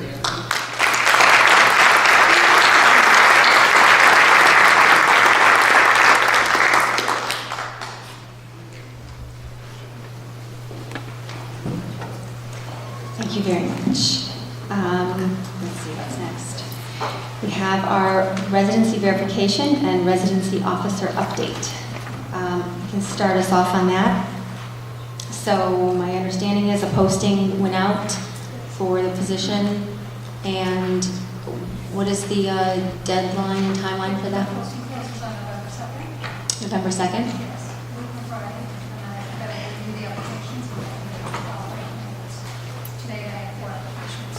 Okay. I don't do the microphone, I'm not sure. Yes, it's not working? Okay, so November 2nd, and then after that we will review the applications that came in and make a decision at that point and go forward and fill the position. Okay. And the other thing I wanted to comment on is that there were some requests. So as community members who have been attending meetings know, we continue to update information as we get it, and everything's recorded and we post everything. But there were still questions that were coming in, and what I am going to work on is a consolidated link of some type on our site to kind of recap the timeline and be able to provide updates in a centralized location as we continue to go through the work of residency. And just to comment on that, which we've said repeatedly at different meetings as we've talked about this, the work of residency it's not that it's nothing new, but it's the work of the district. Children come, we must register them when they're new, regardless. We have had registrars, now we have a central registrar. So, the intention of this process was to look at our policies and our procedures and see how we can strengthen them, and that is what we've done. And we are going to continue to do the work we've always done, which is to review cases as they come up, cases we're aware of, and obviously we had a deadline, but that deadline was to help us expedite receiving information, the updates of student information. And now we have the task of following up with parents who haven't yet done so, and it's going to take some time. And we're going to just find the most cost-effective way to do that. And once we hire this person, I think we'll be able to continue a little more efficiently, and then we'll provide updates as we go along. For that reason, the task force meetings that we were having are just on hold temporarily until we get to that point, so that we can have productive meetings with specific information, and meaningful conversations. And from my end, that's all I have for an update. I don't know if anyone else wants to add to anything on the topic. No? Okay, because until we have our new person in place.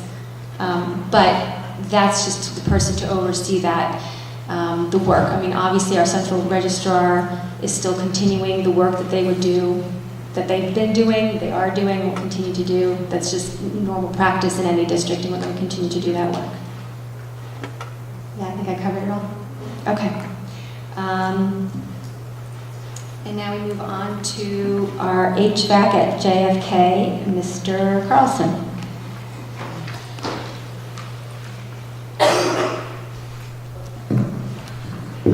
So this is actually a continuation of a conversation we began about 2 years ago. So just a quick recap with regard to the process, or the progress, I should say. Back in the December 2014 bond referendum, HVAC air conditioning was not included in the scope of the capital project bond. It was determined, I guess, by the task force that predated that air conditioning would be too costly, and so therefore it was excluded from the bond. However, as the project began, our actual expenses were trending more favorably as compared to our budget. So we awarded an alternate to renovate the JFK auditorium, which was also excluded from the original project scope.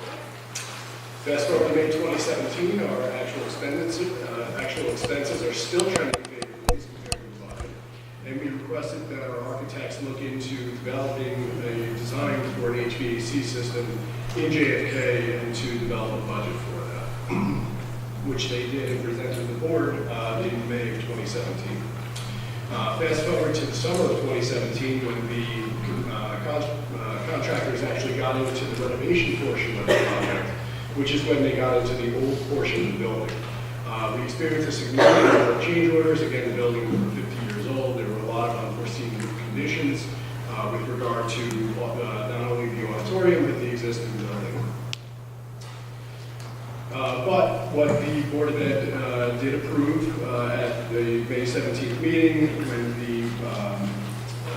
project was developed by the architects, Knowing that eventually we wanted to put air conditioning in JFK, they approved change orders that allowed the contractors to do some preliminary work to include soffits and ductwork inside those classrooms so that future HVAC system could be installed without having to completely renovate each of those rooms. And as we experienced last summer, getting towards the very end of the project, we're basically done with the project. We're recognizing that the construction budget was sufficient to complete the original pre-bond scope, plus the auditorium renovation at JFK, but could not accommodate the HVAC system as we originally hoped, or I should say, as we subsequently hoped, back in May 2017, again, when we asked the architects to look into it. So, here are some things to consider. The system that would be put in place is called an absorption heat pump chiller air system, which is the existing system that's there cooling the other parts of the building that are air conditioned. So there would be one consistent system. We already have a commitment to this. Again, we installed soffits and ductwork in all non-cooled classroom for, again, future hookup to HVAC. And of course, the most important thing, we all remember at the beginning of the school year, how hot and humid the conditions were in the school buildings, especially in JFK. So obviously an HVAC system would chill the air, removing heat and moisture in extreme humid conditions, which are not only September and sometimes October, but also in May, definitely in June.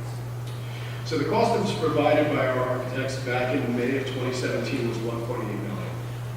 We've already expended some money to install the soffits and the ductworks in the summer of 2017.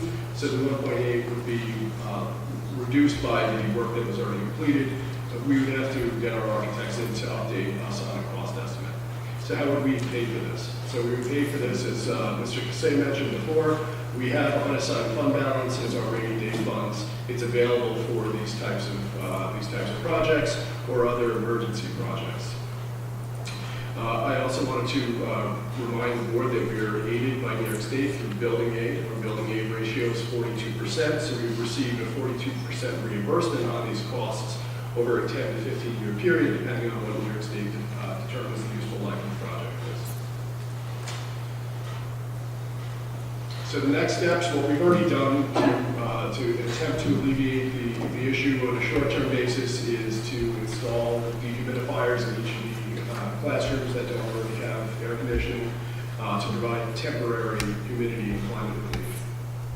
If the board wishes to pursue the project, we would need architectural services to update the project budget and also the scope, comparing what's already been completed to date and what will need to be completed in the upcoming year.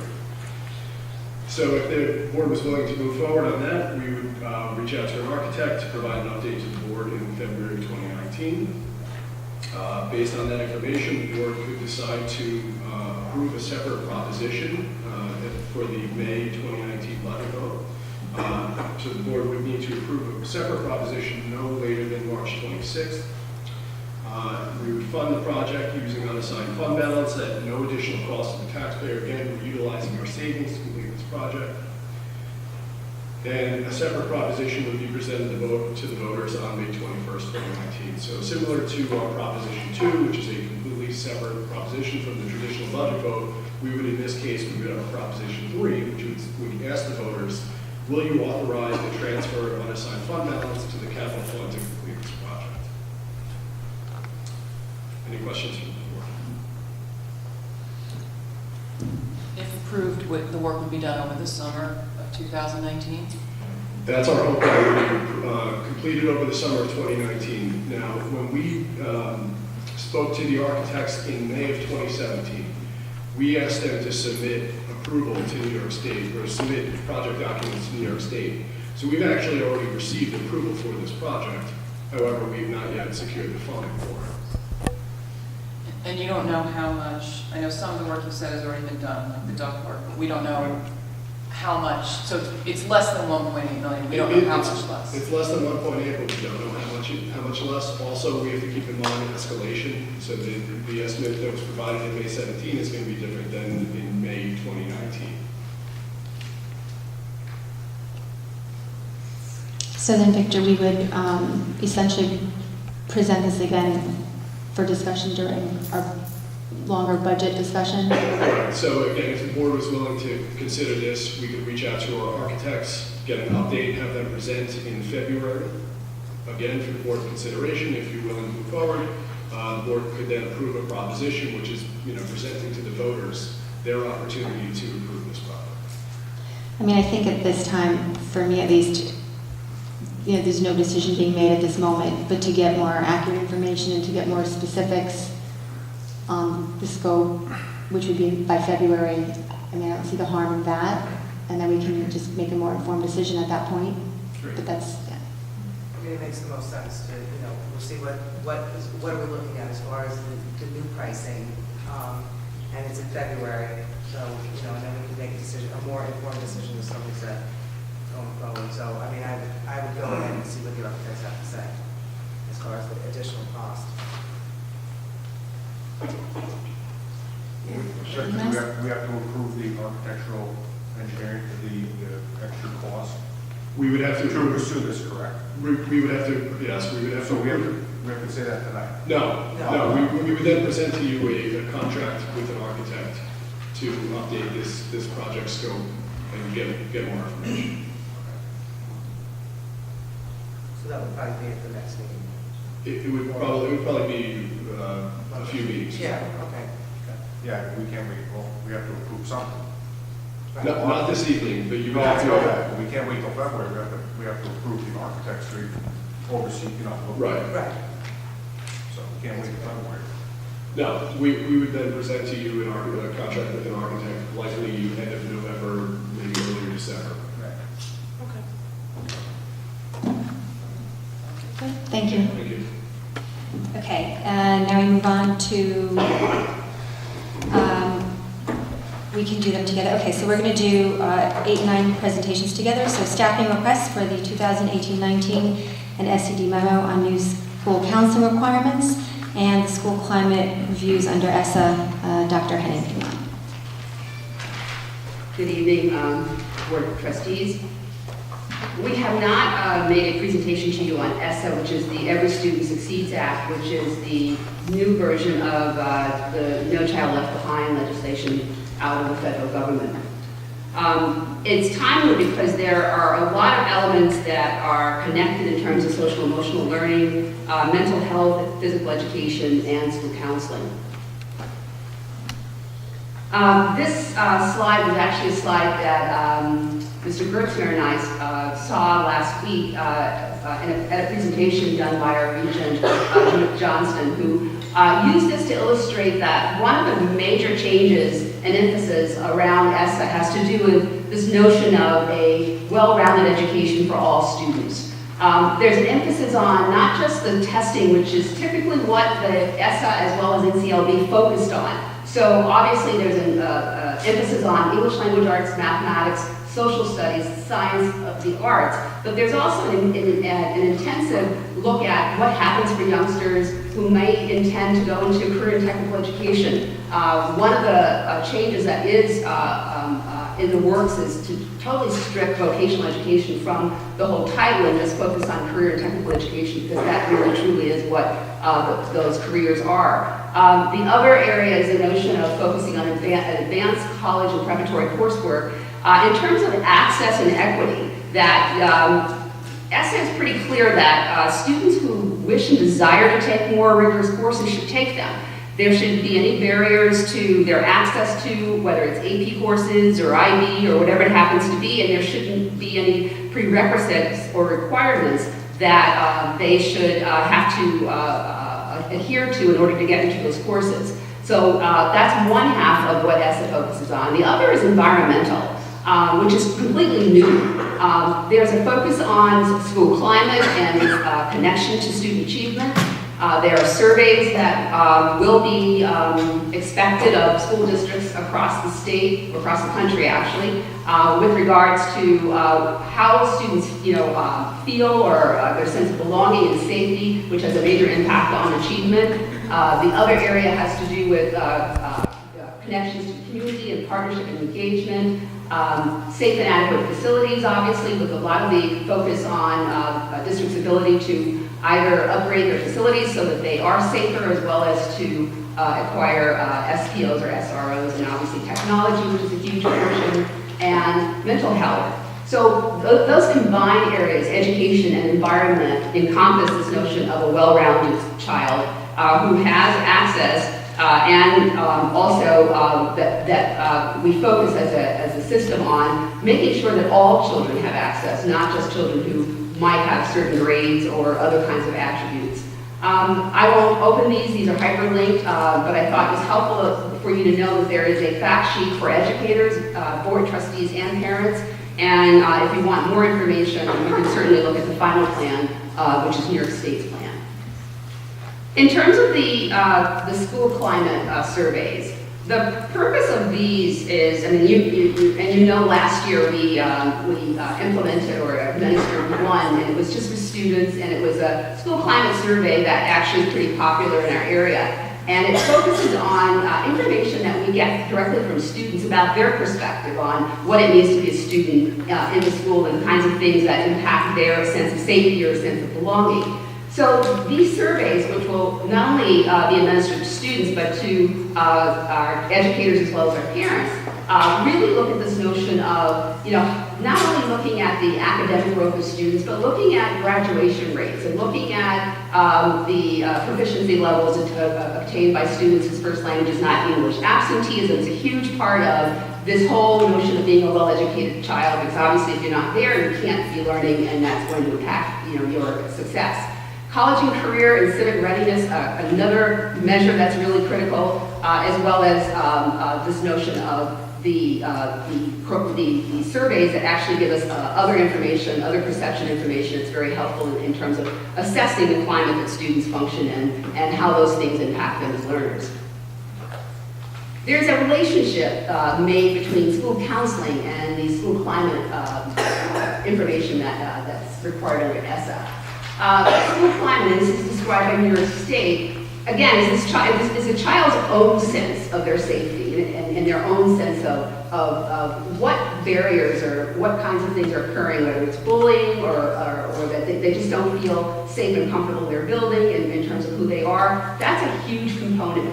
The research says that obviously that schools need to place a greater emphasis on social emotional learning, and you certainly see that in our strategic coherence plan in terms of its emphasis on things, on skills such as perseverance and adaptability. And finally, the quality of school climate is one of the major indicators in terms of whether or not students will be successful, which is why it's a major concern for ESSA. In terms of school climate and counseling, obviously, New York State has recognized the school counselor's role is elevated, and it's very critical and essential to the success of all students. School counselors do a myriad of things, including individual and group counseling, but they support the MTSS process, which is the multi-tiered system of supports process, which is the umbrella for RTI and for PBIS. They are involved in making sure that social emotional interventions are in place. They are involved in implementing and helping to train, whether it's students or staff, on bullying prevention, restorative practices, which has certainly been something that we've been spending some time with, reducing the impact of trauma, which is, you know, not only students who are perhaps maybe coming from other countries experiencing trauma, but students who are in this country who have been here for their whole lives. There are various things that impact them and that affect how they are as students in school. Assistance in crisis situations, college and career exploration and referrals to clinicians. All of those things are under the umbrella of what counselors do for students. The American School Counseling Association has a model that New York State is expecting all schools to follow, and there's a hyperlink not only for that model, the template of that model, but also the counseling requirements and the mental health requirements, which are from New York State. What's new for counseling is the fact that we are required to have counselors at both JFK and CD Star. And that mandate goes into effect in 2019 and 2020, but obviously I am recommending to the board that they expedite that. The school counselor's role is so essential to what happens to children as they go through the school system. There's research that shows that there's a direct connection to their success, and the sooner the counselors are involved with students, the more impactful that success will be for children. The American Counseling Association, again, has those guidelines that school districts are expected to follow, and many of them are obviously followed in our secondary program. In terms of the 7 through 12 counseling program, what's new here is this notion of an individual progress review plan, which is a requirement now, and it has to reflect the educational progress and the career plans of children. The other component, obviously, is that the plan for students with disabilities has to be aligned with the IEP, and again, those guidelines are pretty clear under the model that New York State has identified. Another requirement to comply with the counseling mandate is that in the 1920 school year, each district has to develop a district-wide and building comprehensive development guidance plan that's followed from K-12. The plan has to obviously be updated annually and reviewed and made available in offices and buildings as well as the district's website. Along with that plan is the notion of a comprehensive advisory, which is composed of various stakeholders, parents, district leaders, counselors, Board of Education members, community members, and some of our clinical team members. The advisory has to meet at least twice a year with the purpose of reviewing this comprehensive plan and also ensuring the implementation of the plan. The mental health guidance document is really clear with regards to this connection between mental and physical health, and that those cannot be separated. There's a huge connection and a lot of social emotional programs to wellness and the benefits of physical education and mindfulness, as you mentioned, the mindful moment room, which is created at the high school, very much is symbolic of this need for children to have a place for them to reset and sort of get themselves together. And exercise is a very critical part of that. In terms of the physical education, health, and athletics program, that's a very significant part of what it means to be a well-rounded and well-educated young person. For many students, as we know, and we saw that exemplified in our boys' soccer team, it keeps them motivated. It provides them with a sense of belonging and a connection and inspiration. And for some of our students, it's a pathway to college. They depend upon that as a scholarship into college.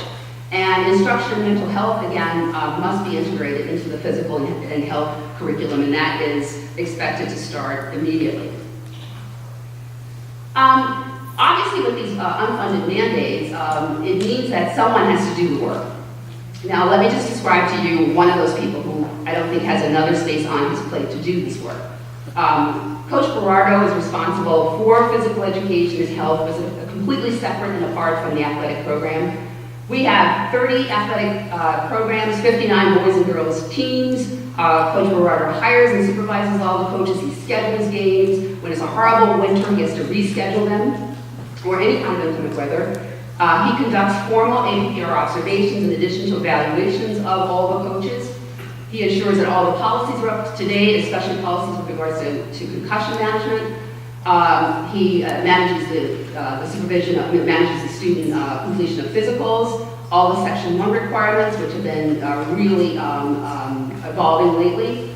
As I mentioned earlier, the physical education health curriculum has to be upgraded to reflect the mental health requirements, the concession building, as well as the fields and equipment. He's at every game. He fills in as a coach if the coach isn't there. He referees if the referee doesn't show up. He makes the announcements. He works closely with parents and students, and he manages conflicts, which come up from time to time. Coach Berardo supports the MTSS process by working alongside Mrs. Hoyler and all the counseling team for those students who end up as seniors and who have not fulfilled the requirements for their PE credits. So there are lots of creative things that are done to make sure that a student isn't held back on account of not having their PE credits taken care of. Ms. Kennedy.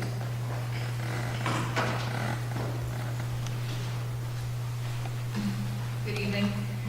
So just as we know that mental and physical health are interconnected, we also know that child mental health and student achievement are also interconnected. I'll review information regarding the growing needs of mental health support for children and adolescents that we currently strive to effectively support here in the district. There is much research supporting the notion that mentally healthy children are more successful in school and in life. First, what we know is that mentally healthy children are more successful in school and life. When children are much better able to attend to learning, develop positive relationships in school, as well as set and achieve goals, they are able to overall achieve more academically and personally as they move through their school years when their mental health needs are met. In the district, we're fortunate to have skilled counselors, social workers, and psychologists.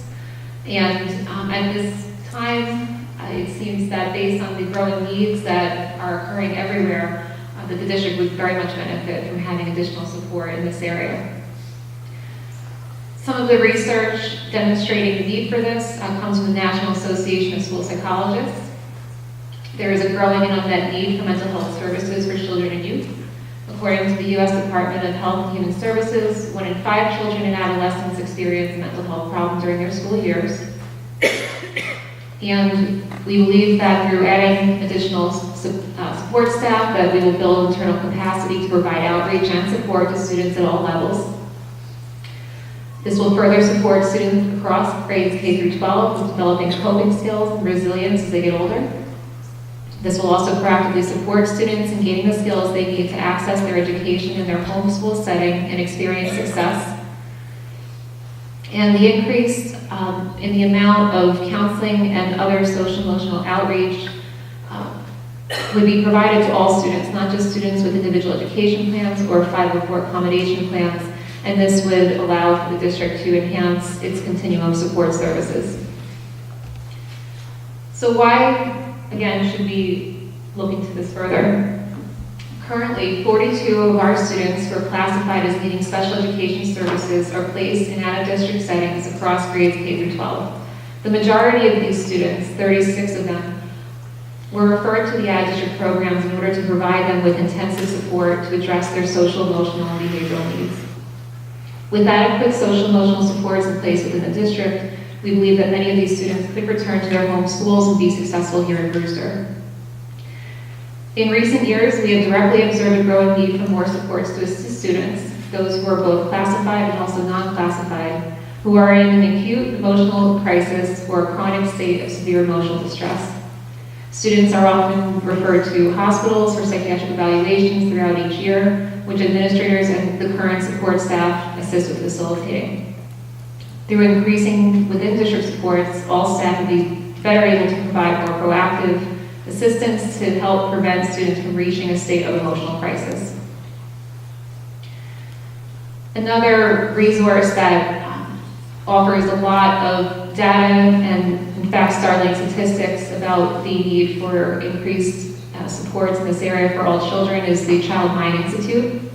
According to the Child Mind Institute's 2017 Children's Mental Health Report, nearly 1 in 3 adolescents will meet criteria for an anxiety disorder by the age of 18. Adolescent girls are more than twice as likely to experience depression than boys, 15.9% versus 7.7%.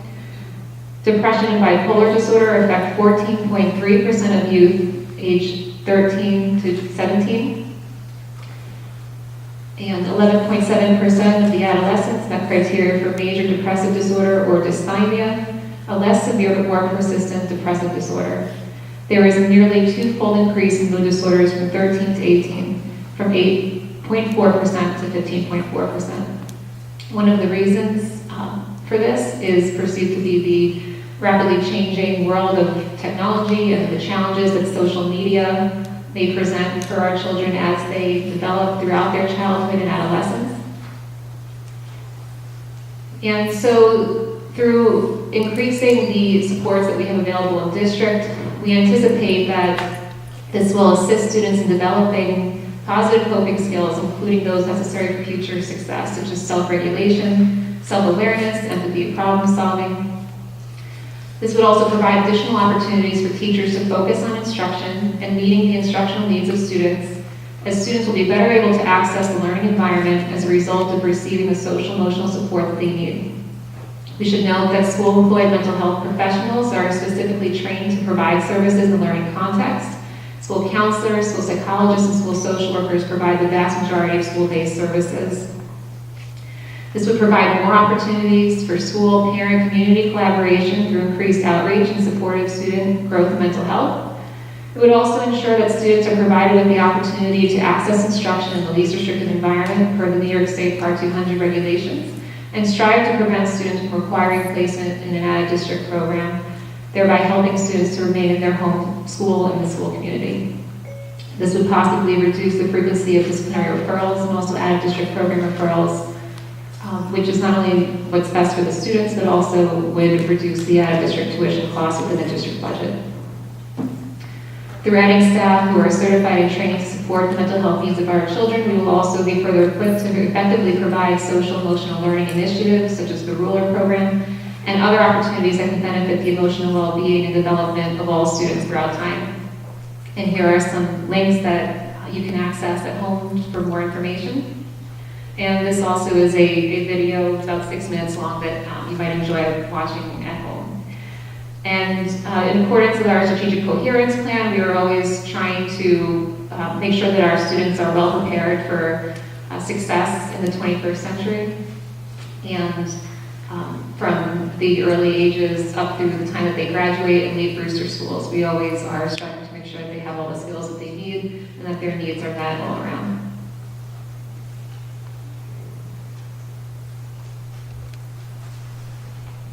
So based upon the information shared, in addition to the expected implementation of the counseling requirement in 2019-20, as well as data that Liz just shared with you, we have needs now, and this is October, and some of our children have experienced some setbacks that really require the need for others in the counseling arena to help support them. The reason that's important is that our teachers obviously are are not necessarily equipped to be counselors as well as to teach their content. Some of our youngsters require the attention of the teachers to actually escort them out of the classroom or be with them outside of the classroom. Our school counselors at the secondary level obviously have been working diligently and successfully for some time in supporting the needs of children in those grade levels, but there have not been any counselors assigned to our two elementary schools. Our psychologists and social workers pick up the slack. They are there to provide mandated services to children with IEPs. More likely than not, they are called upon to assist children in crisis who may not be classified, but who absolutely have tremendous needs. So they're then backlogged, and reports and writing and reports that need to be written and other kinds of services they need to provide. They are not able to do that at the level that they can on account of the needs of some of the children who are experiencing some difficulty. And they obviously are going to see them. They're not going to say, I have to write my report. I'll have to see you later. No, they're stopping what they're doing and they're going to assist the children, in terms of whatever it takes to support them. So the recommendation that I'm making to the Board of Education is not to wait until the 2019-20 mandate. We need a school counselor at JFK now. We need a school counselor at CD Star now. All the things that we described in terms of the expectations under ESSA with regards to the academic requirements, when students are not in their classroom, as Liz described, they're not learning, and that's impacting, not only them academically, but socially. And as I said, it's a really difficult task for our teachers to teach the content that they're teaching at the levels that they're teaching them, and also to administer to children who require greater needs than they have the capacity to deliver.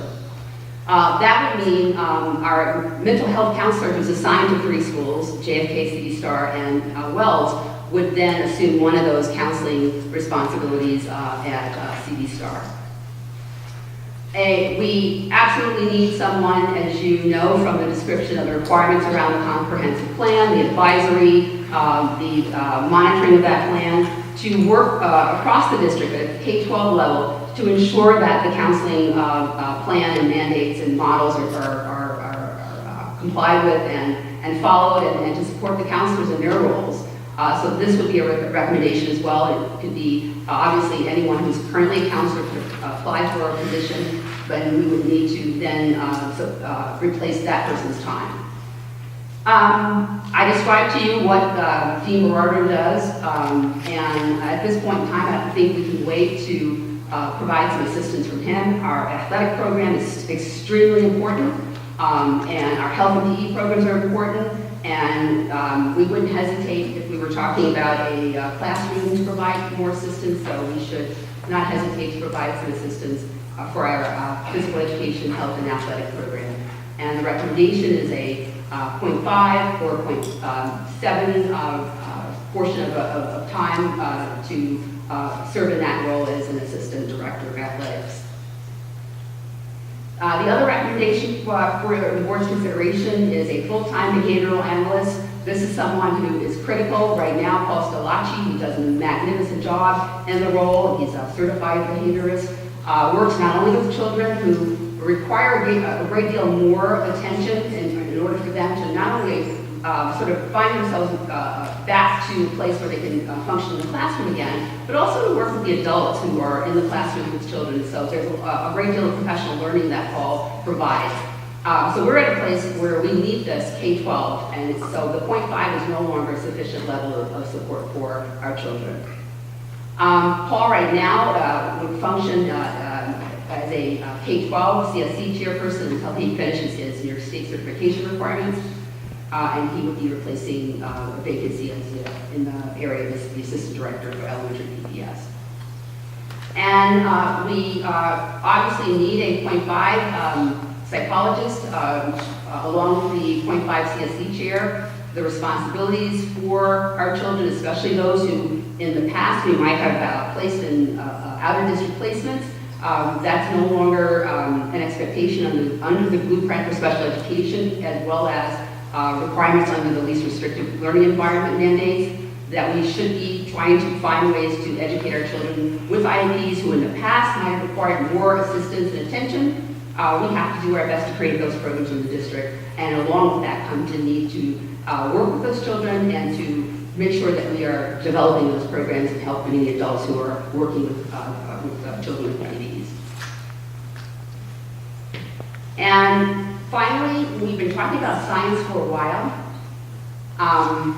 As you saw under the academic portion of the description of being a well-educated student, science is one of those content areas that is a focus. At this point, I don't think we should delay on having someone in place who can actually work closely with the teachers. We could start that position out as a teacher on special assignment, as a K-12 STEM instructional specialist, or an administrative position. Peter Lambro has an administrative certificate.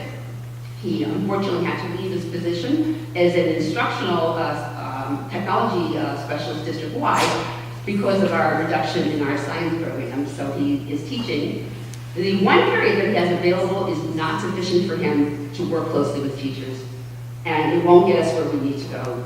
And I also would not want to gamble with losing someone like Peter.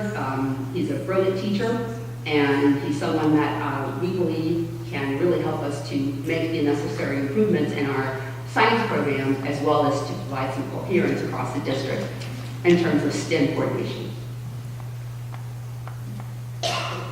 So those are the recommendations that I made to the Board of Education, and hope that you are able to implement or make available some of those, because we do need some assistance, and our students need, most importantly, our students need the assistance. Thank you.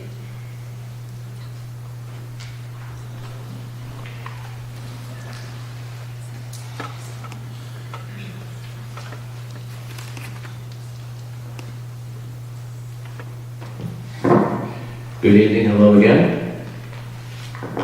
So I was looking back through my presentation, and athletic team is what we have, what we want, and what we need to do. But one thing Mr. Berardo needs to do is do a little proofreading, because one of the things he's done this year is he's coached swimming, and he forgot to add the swimming team to the list of programs that we have. So I apologize to our swim community. I think I should know that because I spent a lot of time handling chlorine this year. One of the things that we have, we really have a balance here. So, you know, with 14 programs, 15, 16 programs, 30 teams each, and I can let the board review that. We try to provide opportunities. In the past couple of years when we've added things, we balance them out, which is very important. And I know we're getting, so I just wanted to, you know, cross-country football, soccer, basketball, ice hockey, skiing, swimming, indoor track wrestling, baseball, lacrosse, golf, tennis, outdoor track, and then for the girls, cross-country, field hockey, soccer, tennis, volleyball, swim, basketball, competitive cheer, gymnastics, skiing, indoor track, lacrosse, softball, and outdoor track. And if you're wondering why fall cheerleading is not on there, it's because a sport is only recognized officially when they have a state championship. So recently I was asked a question about the possibility of adding a boys freshman basketball team. And the background, we want our students to be active. I mean, we all have heard many of the good things tonight, why they're active. We want them to participate, to enjoy their high school experience. One of the reasons that we do not offer boys and girls freshman basketball now is that in 2008, when the stock market crashed, Lehman Brothers went down, the district was forced to make budget cuts to sustain educational programs. Hard decisions. So programs that had 4 teams, such as boys and girls basketball, were cut to 3 teams. They had a varsity, junior, freshman, and a modified team. One of the things freshman teams were eliminated was because all freshmen can play on a junior varsity and/or varsity team. Only elite 7th and 8th graders could try out for junior varsity teams if they passed a physical fitness test. So based upon history, when a new freshman sport would be added, we should be adding one for boys and for girls. Just like we did when we added lacrosse a couple of years ago, we added boys and girls. So it's important to know that freshman basketball, every school district makes their own determination. The enrollment numbers that you see are BEDS numbers. New York State calculates BEDS numbers for athletics freshman, junior, and sophomore, freshman, sophomore, and junior years, excuse me. So a lot of the larger AA schools have freshman teams. They have a larger enrollment. Okay, this is all section 1. The A schools, which are our size, and our enrollment is 782, it's important to note that Horace Greeley does not have a modified, they have no modifieds, they have a freshman team. Our Lady of Lourdes High School is only a high school, there are no modified teams. Somers does not have a modified team, and Yorktown does not have a modified team. And some of the smaller schools, B and C, they may have a freshman team. So all these school districts may not offer the activities that we offer consistently. You know, some school districts don't offer ice hockey, for example. Okay. We look at the freshmen, Yorktown's listed twice, but the AA schools, Arlington, North Rockland, Suffern, and in the same school, the A schools, Horace Greeley, no modified. Lakeland, Walter Panis is only a high school. There are 2 high schools in the Lakeland School District. And then Yorktown, they do not have a modified. So when you look forward to what we want to do, we want to enhance the athletic opportunities that we have for male and female students, no doubt about it. We should develop a committee with representation from the administration, community, and coaches to examine how we can best increase our interscholastic athletic participation. And then this committee can bring back recommendations to the Board of Education.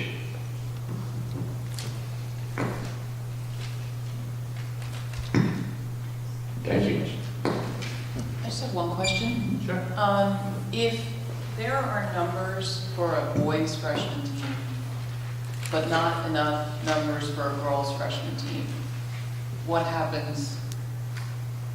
You know, are you able to have, just offer a boys freshman team? Well, that is a good question, and that has come up. We would have numbers. It would be difficult to schedule at this time. We were originally asked a question about this in the spring, but obviously the spring had its own budgetary concerns, and it really wasn't the appropriate time. We have numbers for girls' sports. That we've had several young ladies, I think it's 7 to be exact, where if we began a girls' golf team, which would be a budgetary recommendation this year of mine, that we would enhance participation opportunities for the ladies.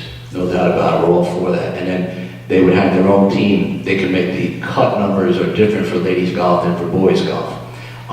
Same thing for soccer. It's this program that's, it's getting, the seed's starting to take in the ground, it's grown.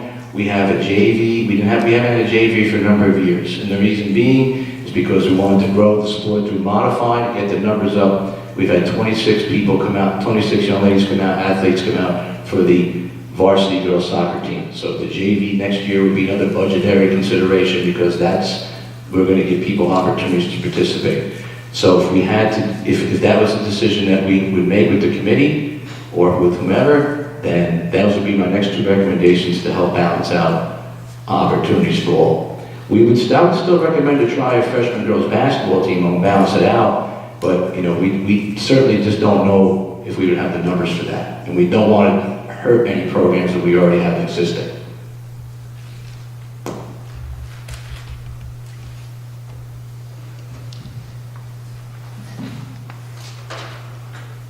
So in creating a committee and then working toward presenting suggestions during this coming budget season for next year? Absolutely.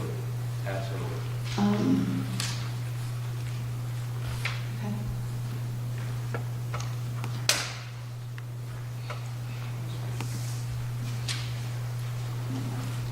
So I just wanted to jump back to 8 and 9 on the presentations.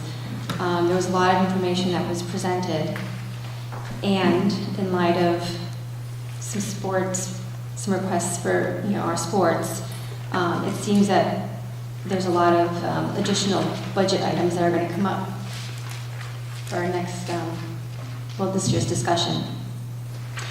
And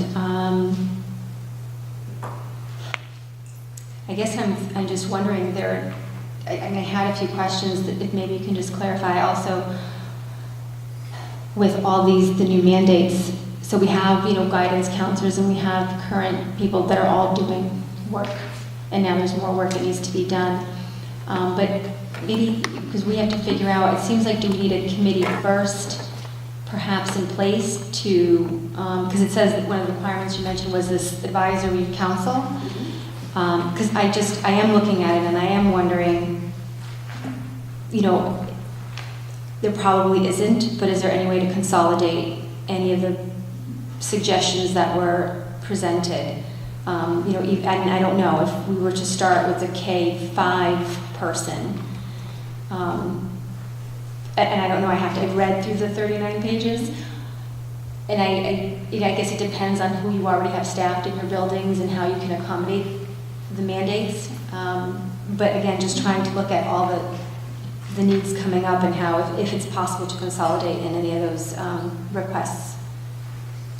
Well, it's an equity issue at the K-5 level, because it's the requirement under the mandate is that there is a school counselor at both JFK, separate and apart from the school counselor at CD Star. Okay. So that would be the first area that would be we'd have to look at from the standpoint of we couldn't. I'm sure that there are arguments in both places in terms of what the needs are. And we certainly, as Liz presented, there's some compelling evidence that there's a need for school counselors at the K-5 level sooner than later. In terms of the psychologist and CSE chair, this year, Paul Stalachi was a 0.5 behaviorist and a 0.5 CSE chair. So we still need the CSE chair part of that, and then as you saw in the presentation, there are increased needs around psychological services, and that we need that person. So that 0.5 of both of those would serve in the capacity of psychologists running the CSE meetings. In terms of the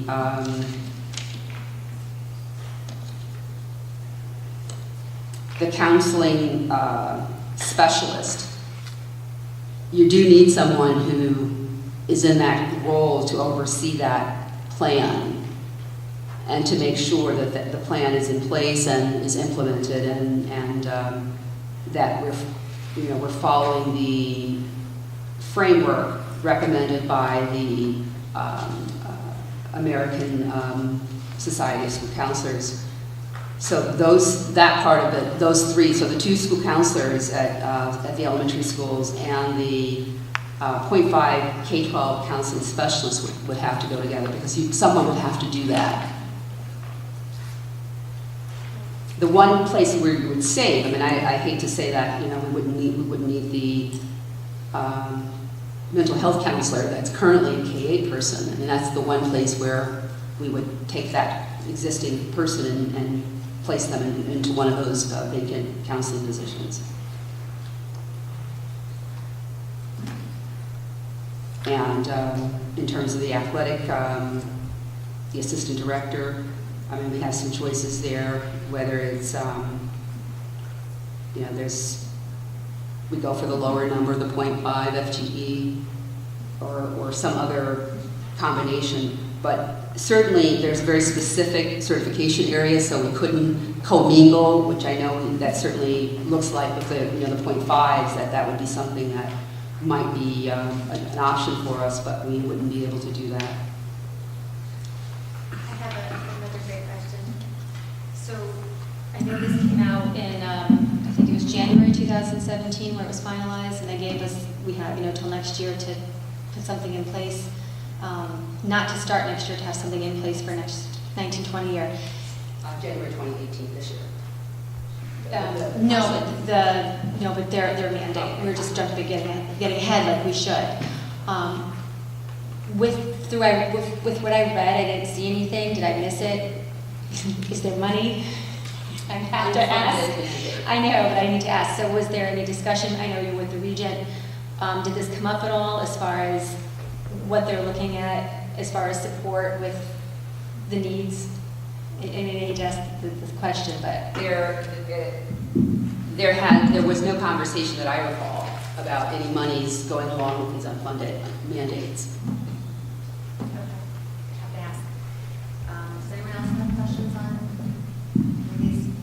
So then our next steps would be to do what? We have to put it on an agenda again.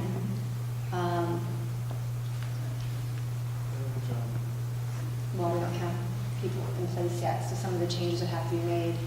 As far as the advisory council, how would we go about setting that up? Because it was very specific and who should be on the council, from staff and board and community.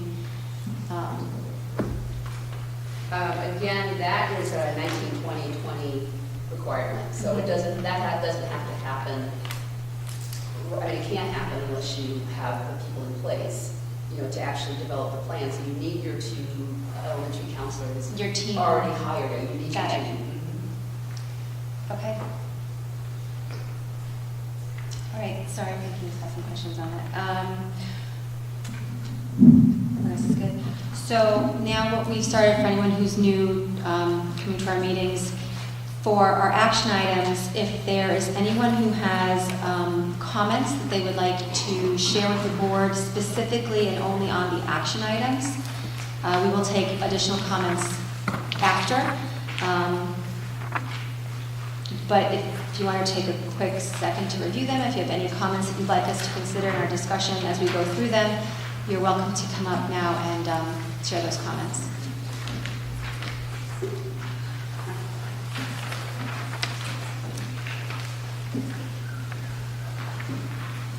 Okay, seeing none, we move on to action item number 1, approval of A, external audit report and corrective action plan, B, internal audit report, corrective action plan, and recommended follow-up focus area, C, audit committee charter. So I just want to thank again our audit committee who met on September 18th to painstakingly review each of these reports that are being presented to the board this evening. I'd like to thank the business office for their performance this year, which is important that each year we have a successful audit report. So I want to thank Denise Harrington-Cohen, Susan Morgan, Janet Nappy, Laura Gregori, and Michelle Colhauser from our business office.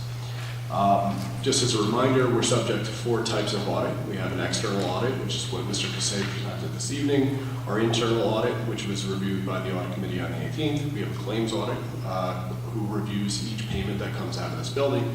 And then finally, we have the controller's audit, which is going to be taking place this school year. So what's being presented to the board are our external audit report, our financial report, and also our internal audit report, which is basically an efficiency audit of how well we're performing. Thank you. May I have a motion for this action item? Diane, second. Glenn. And do I have any questions or comments on this? Seeing none, all those in favor? Motion passes 6-0. Action item number 2, approval of budget development calendar. So what's being presented to the board this evening is a budget development calendar, which includes 4 additional Budget 101 workshops, separate and apart from our traditional budget presentations that take place over the course of 6 board meetings. You'll see that our first Budget 101 session is on Tuesday, November 20th, followed by Wednesday, December 12th, Monday, January 14th, and finally Monday, February 11th. We wanted to precede the actual budget process with kind of a preparatory information sharing because again, the budget is complex. There are a lot of things that go into it, and we wanted to demystify it. So we're going to be holding those Budget 101 workshops that I hope that everyone will attend. Before we even get to that point, though, something that I've been working on, very proud of what I'm working on, a long-range financial plan for the district. So, we sit up here and we discuss the things that we're going to do and the things that we need to do, and I think we all have a good understanding in our minds of what we need to do. However, I wanted to formalize it, present it to the Board of Ed so that it would be a roadmap for us, much like our strategic coherence plan. So that is our budget development calendar. The most important day is Tuesday, May 21st, 2019 is the annual budget vote. Okay, may I have a motion? Carrie, and a second. Eric, questions or comments? I have a question or comment. So the new budget workshops, those, I know we'll post this calendar, but it would be good to get notice out as each one approaches to the community. Yeah. And do we know where they'll be held? I would like to have them at the ILC just because it's such a nice space. Depending on the turnout, we may need a bigger venue, but we'll start in the ILC. Okay. And for those presentations, just to clarify for myself and the board and actually everyone here, so you'll present information on the topics as they're outlined here. Will you also go into, because I know we talked about this at the end of last year, kind of a breakdown before we get into budget season, we're in budget season, before we get into just those final numbers, kind of a breakdown of what we're looking at. I think it would be helpful if we can incorporate numbers that we're looking at and present, to the public where our starting point is. Because I think that what gets lost, even on the board, is that we show up in May and there's this number.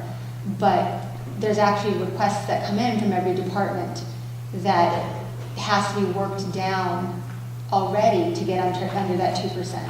Right. So I think it would be good to have the board and the community involved in that initial process. Last year we cut out $2 million from requests of needs from departments, and and then we may have to go further. But I think the beginning of the process that starts with that really high number and works down, I think it's important to show that process as well. Right.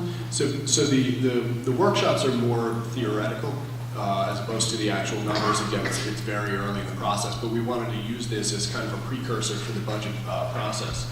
But what I think you're referring to would probably be best suited for our February 26th board meeting, which is it's our initial kickoff. So at that point in time, we would actually have real numbers to present at that point, because when we begin this process just next month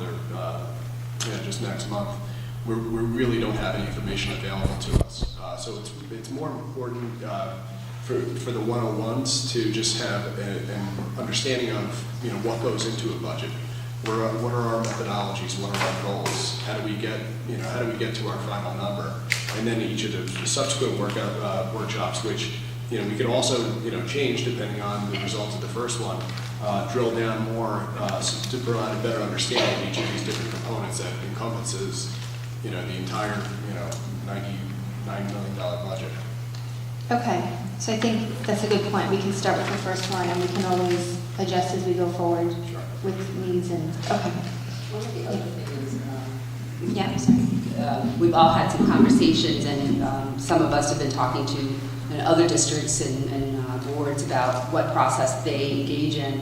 One of the things that might be helpful in one of the earlier budget forums is to have our budget managers just take a look at their 18-19 budget and go through that as a big, as a backdrop to what may be happening in the 19-20 school year. Because again, if it's new and it's not something that that the public is accustomed to, it might seem still to be mysterious. So that's a part of some of those earlier forums that we can do, and just to go through what's in an average, school budget, a school building budget.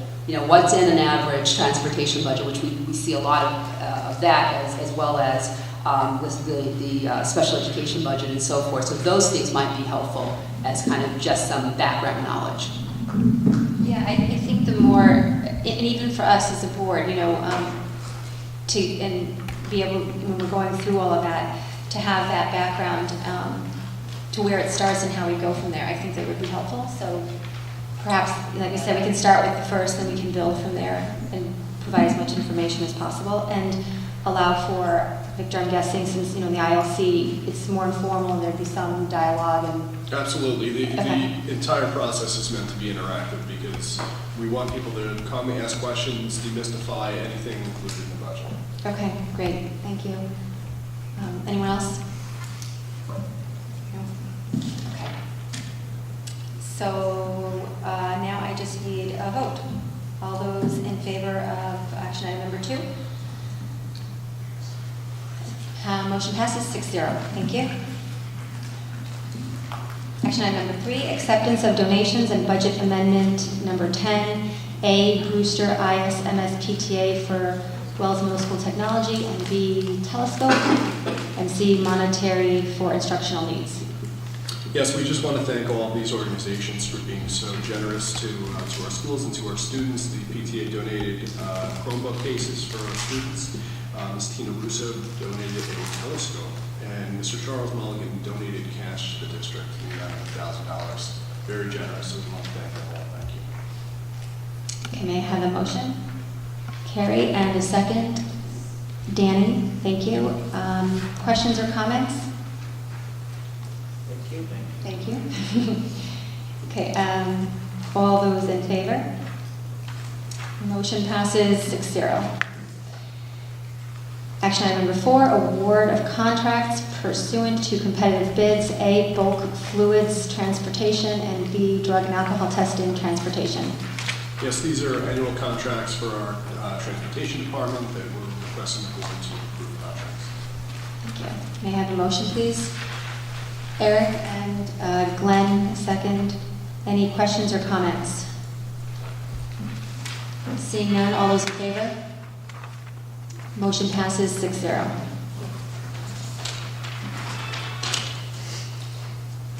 Action item number 5, approval of instructional services contracts for A, Carmel Central School District, and B, Hawthorne Cedar Knolls USSD. These are contracts for our special needs students who are placed out of district. They've been reviewed by our attorneys and are being recommended for approval by Ms. Kennedy. Thank you. I need a motion, please. Diane, and a second. Eric? Any questions or comments? Seeing none, all those in favor? Motion passes 6-0. Action item number 6, approval of policy 110, sexual harassment in the workplace. Yes, thank you. I mentioned at the last board meeting that we need to upgrade this policy due to a change in New York State labor law as soon as possible. Typically, we put our policies through 2 reads, but we're asking in this case that this be the first and final read, which is legal. Our 2-read policy is above and beyond the legal requirement. So we're asking for this in order to comply with the mandate that this policy be updated as soon as possible. And this has been vetted by legal counsel and reviewed by the policy committee as well. Okay, thank you. I need a motion, please. Eric in a second. Carrie, any questions or comments? Seeing none, all those in favor? Motion passes 6-0. And action item number 7, approval of policies, second read, 1530 smoking tobacco use, 5311.5 student dress code, 5312 prohibited conduct, 5312.2 weapons in school. First read for 5313 penalties, 5450 supervision of students, 5500 student records, revised regulation 5421-R definition of concussion, elimination of policy 4511 textbook selection and adoption. So sorry, you have to read all those. These policies have been vetted by legal counsel and approved by the policy committee, and we submit them for your approval. Thank you. I need a motion, please. Eric, in a second. Diane, questions or comments? All those in favor? Motion passes 6-0. Okay, move on to our consent agenda. No, that is. Need a motion, please? Diane, and a second, Carrie. And any questions or comments? Yeah. Okay. So I have a motion, a second. Any other comments? So all those in favor? So we have motion passes 5 with 1 abstention. Okay, now we move on to remarks. Board remarks, committee remarks. Eric, how was your visit with the region? That was very, very impressive in the fact that I really took away from it the sense that she was really looking out for the best interests of our district and of our students. She was the one who mentioned, completely unprompted, that it is her opinion that, in her words, they may have overinvested in testing.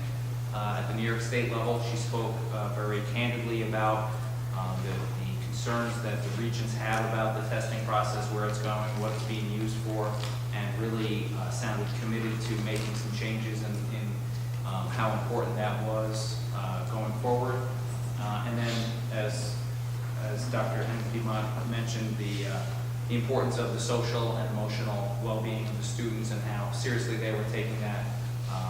It was really made me feel like we have a strong voice in Albany when it comes to putting our concerns to the forefront when it comes to legislation. So big meeting.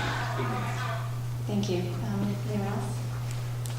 We have our the NYSSBA convention coming up Thursday.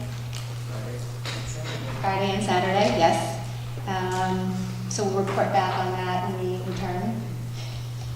Getting excited. And I had something else. No, just the convention. Okay, so anyone else? No, we move on now to public remarks. So we ask Susan to keep track of time for us. And anyone who has comments to make, please come up, state your name, up to the microphone. And if we can, after all the remarks are closed, if we can answer any of the questions, we will. If not, we'll have to follow up with answers after. Any, please? I'm sorry, could you please? So, the consent agenda? Yeah. Did we vote on that? Yes. Okay. Susan? Yes, that was what was going on. Yep, 5 abstention, yep.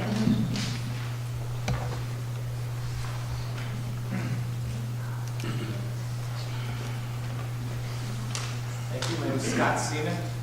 I just have, first I want to say thank you to everyone from the Brewster Bear Classic, especially Coach Morano, that really went out of their way. They were successful, the kids did really well.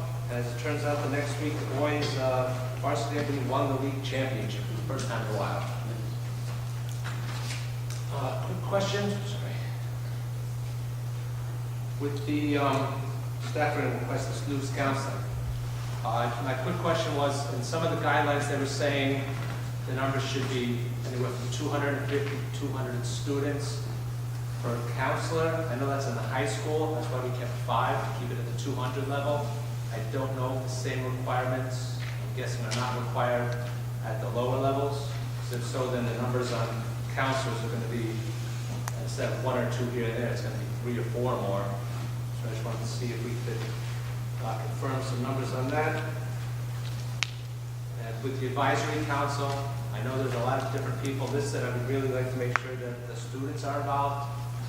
It's directly affecting their physical, mental, and all their different statuses. With the budget development, I know we talked about moving into February, but especially with all these new projects, new positions, is it possible to maybe start some things a little sooner?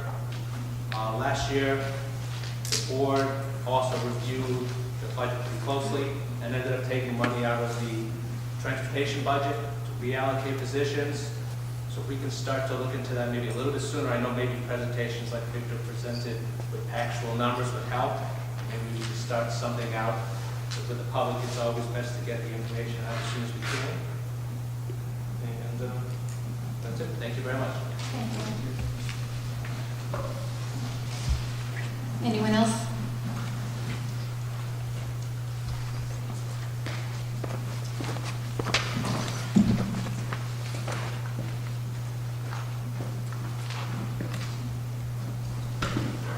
Hi, Bernie Cosmo.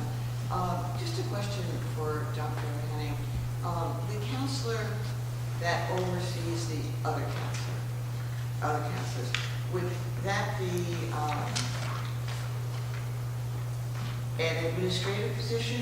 Would that person also have the qualifications of a school counselor?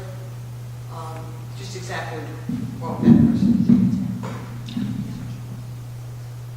We'll answer after. I'm sorry? We'll answer it after. Okay. Yeah. And my other thing is I just wanted to say that I did attend the grand opening today of the laundromat at the high school. And what a wonderful, wonderful thing it was to see the students so engaged and so much a part of it. And that they will be washing pennies and uniforms throughout the district and things from the nurses' offices. And it was such a great idea that Donna and Sarah came up with. And I believe Diane told me there's a video on it. You should watch it because it's absolutely fantastic. And this was something that BEF did fund, so I'm not now going to just put in a little commercial. We need you to support the quarterback raffle. We have received over $60,000 in requests for new grants for this grant cycle. That's a lot of money. And until we get everybody's support, community and staff, we cannot fulfill those grants. So thank you. Thank you.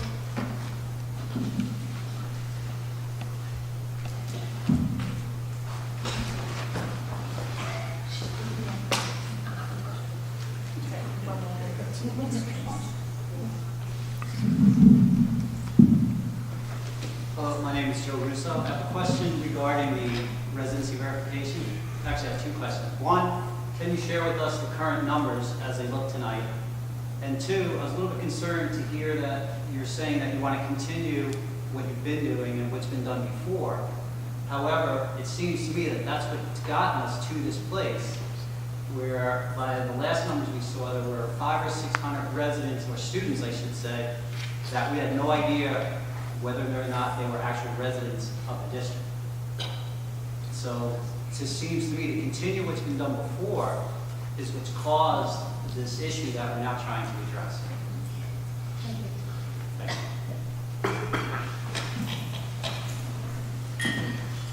Wendy Lois, that's a really long walk, I have a really quick question.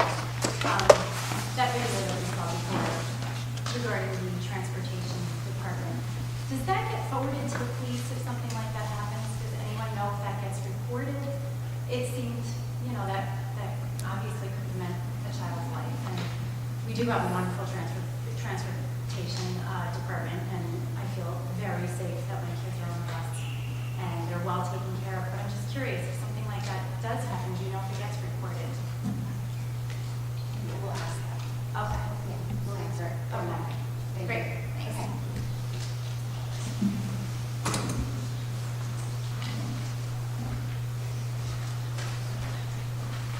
Hello, my name is Jane Callahan. You guys talked a lot tonight about social and emotional well-being.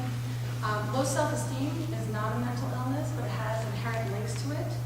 And, you know, when I look at our children, and I've mentioned this to you guys several times, who were released from the building level services and reading in JFK last year, even though, just because they hit a threshold, they didn't meet a benchmark that said that they were in a good position to be out of the program. So we are letting these kids go out there into general pop without the skills that they need to be good, successful readers. And as we all know, you go through learning to read and then you move to reading to learn. And if these kids are not able to be pushed over that cusp, they're going to have self-esteem issues. They're going to have confidence issues that are rampant in there. So as we look at next year's budget, what are we doing with that? And already we're seeing other things come up. So a couple of things. I've mentioned large class sizes. I saw now the New York State requirements for 2019 for counselors. Is there a way to do CV Star and JFK? Is it you have to have a full-time person in each building, or can you have 0.5 and 0.5 and they split the day? And then also when you talk about ADs, hey Dean, that's a brutal job. We all know that it's an awful job. But instead of hiring a teacher which has its own inherent cost structure that's tied to it, why don't we think about hiring an amazing planner, someone that can do that potentially doesn't need the same retirement benefits and that payment structure, so you're getting the benefit of added hands, but you're not having the burden that goes along with union costs and all of the retirement and healthcare benefits that go along with it. Thanks. Thank you. Anyone else? Please.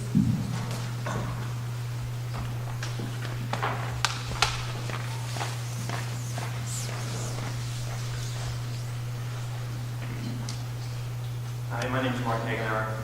I want to ask the board to make public the cap on spending for the residency verification program.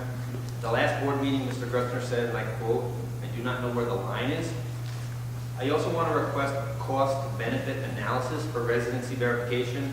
Being at the last board meeting, Mr. Grutzner said, again, I'm quoting him here, "I can't tell you the cost-benefit analysis." In addition, I would like to inquire if there are any other initiatives that are run like this where money is spent without any analysis or cap on spending. I find the execution of residency verification extremely irresponsible with regards to district funding. Every dollar wasted on residency verification for students that are already registered is a dollar less that the district has to utilize in order to provide quality education for our children. Thank you. Thank you. Anyone else? Okay, thank you. So I'll close the public remarks. And so let's see. We started with, we can answer an easy one. With regards to the transportation video,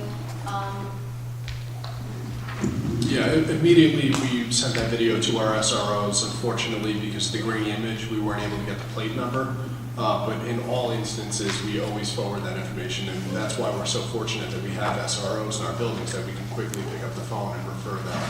And another smart thinking thing that Miss Mary Smith did, she knew where that bus was, and she knew where another bus was. So not knowing that, one video may be grainy, she reached out to the other video of another passing bus to try to locate the car, and again, provide that to law enforcement. Unfortunately, we weren't able to catch that person.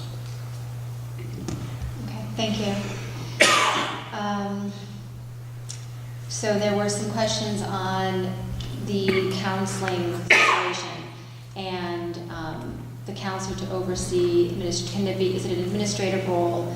Is there a way to double up, I think, on the role? Are they also a school counselor? Do they serve in both capacities? Because we need that 0.5 to be the overseer of the program essentially. Is it an administrative role? Are they also a school counselor? Can they do both? Perhaps if it's 0.5, I mean, it might be a way to.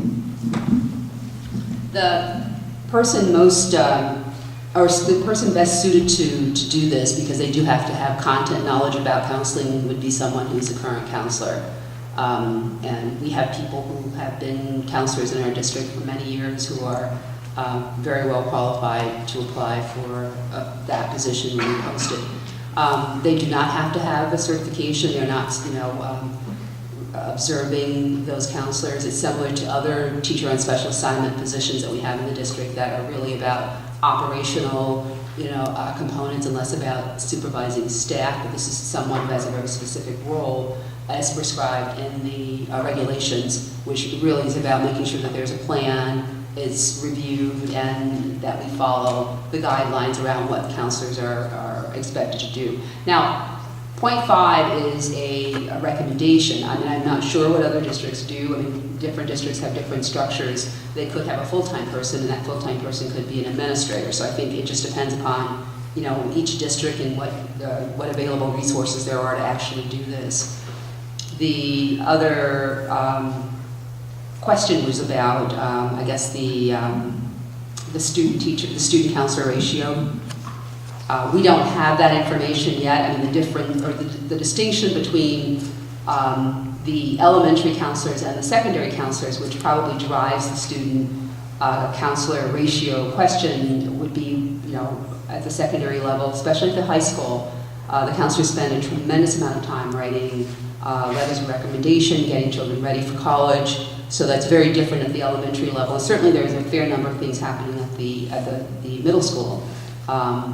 But we would have to look at the framework that's described or prescribed by New York State to see what those particular things are that would require the counselors to be involved in. And some of them have mentioned, and some of them that were in the slides, which were the ordinary, group and student, and individual and group counseling, and all the other work that they're doing to assist students and work on teams to monitor student progress.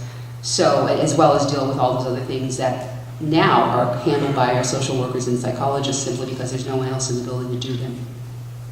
So we don't have an answer yet, but I'm sure we'll be getting more guidance around how many students a counselor at a K-6 or K-5 level can have on their caseload.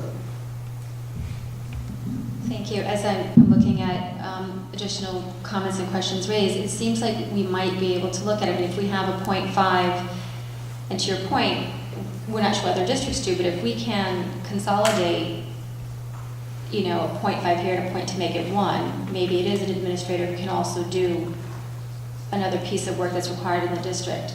I know we looked at the outline that we provided to meet the needs as described.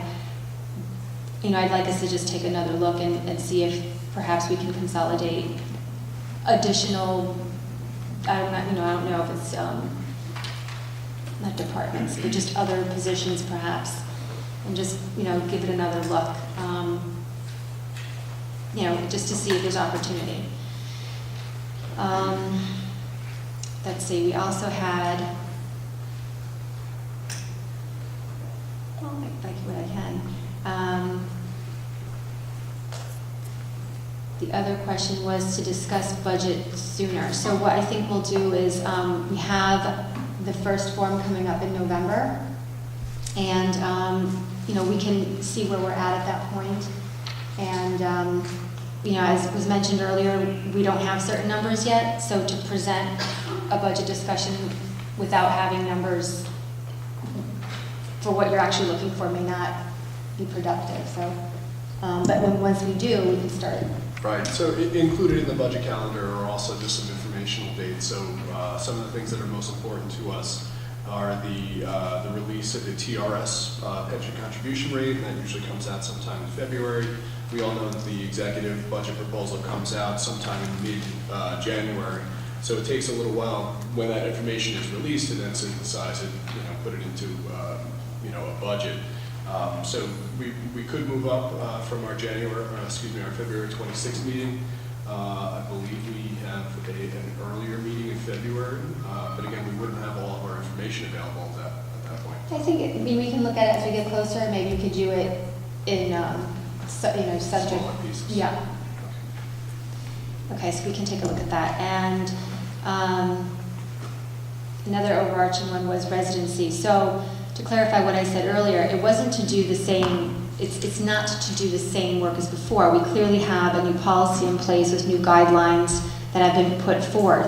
What I mean by that is a district always has a registrar, someone who has to do intake of new students and to do follow-up, which is the residency officer, to do follow-up on information regarding student information that may lend itself to possibly being a student who doesn't reside in the district. So that work has always happened. That's nothing new. We're not doing a new thing here. What happened is we improved on our policy for required documents, and therefore we do now have a pool of information that we need to still follow up with on students. So, no one's going backwards. We're going forward in a stronger position and doing work. My intention is to just convey the understanding that, there's a lot of discussion back and forth about what's happening. What's happening is the continued work of a school district that every district does. We tightened up our policies, and we will follow up with information that's provided by parents on students as needed. To the question of, a cap on spending, so here is the unfortunate reality,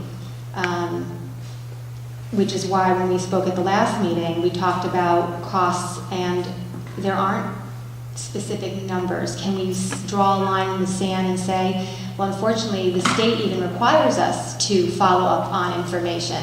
So once we're presented with information that lends itself to investigation, we're required to follow up on that. And we don't know what those costs are until we go down that road. So we still have to do the work of the district, which is to follow up on information as it's provided. And that's it. We're not going after anyone. That's not our job. Our job is to follow up and investigate as needed. And what we could do, which is what we suggested at the last meeting, is just provide updates during budget season. If we can provide updates on our numbers, where we at, and what things look like, so we can better budget ourselves for the district's work. And I'm not sure if anyone else wants to clarify that. I did want to say something. Okay. I just wanted to say, because I think there was a comment that we don't know anything about whether the 600 students whose parents have not re-verified, that we don't know anything about their residency. That's not the case. All of the students have registered here. They haven't all registered under our new policy because you can't disenroll students, but we do have information about their residency, and they are registered students. So it's not the case that we know nothing. The case is they haven't re-verified. Right, so that, based on that, we just have to follow up, and we mentioned we would do that as cost effectively as we possibly can.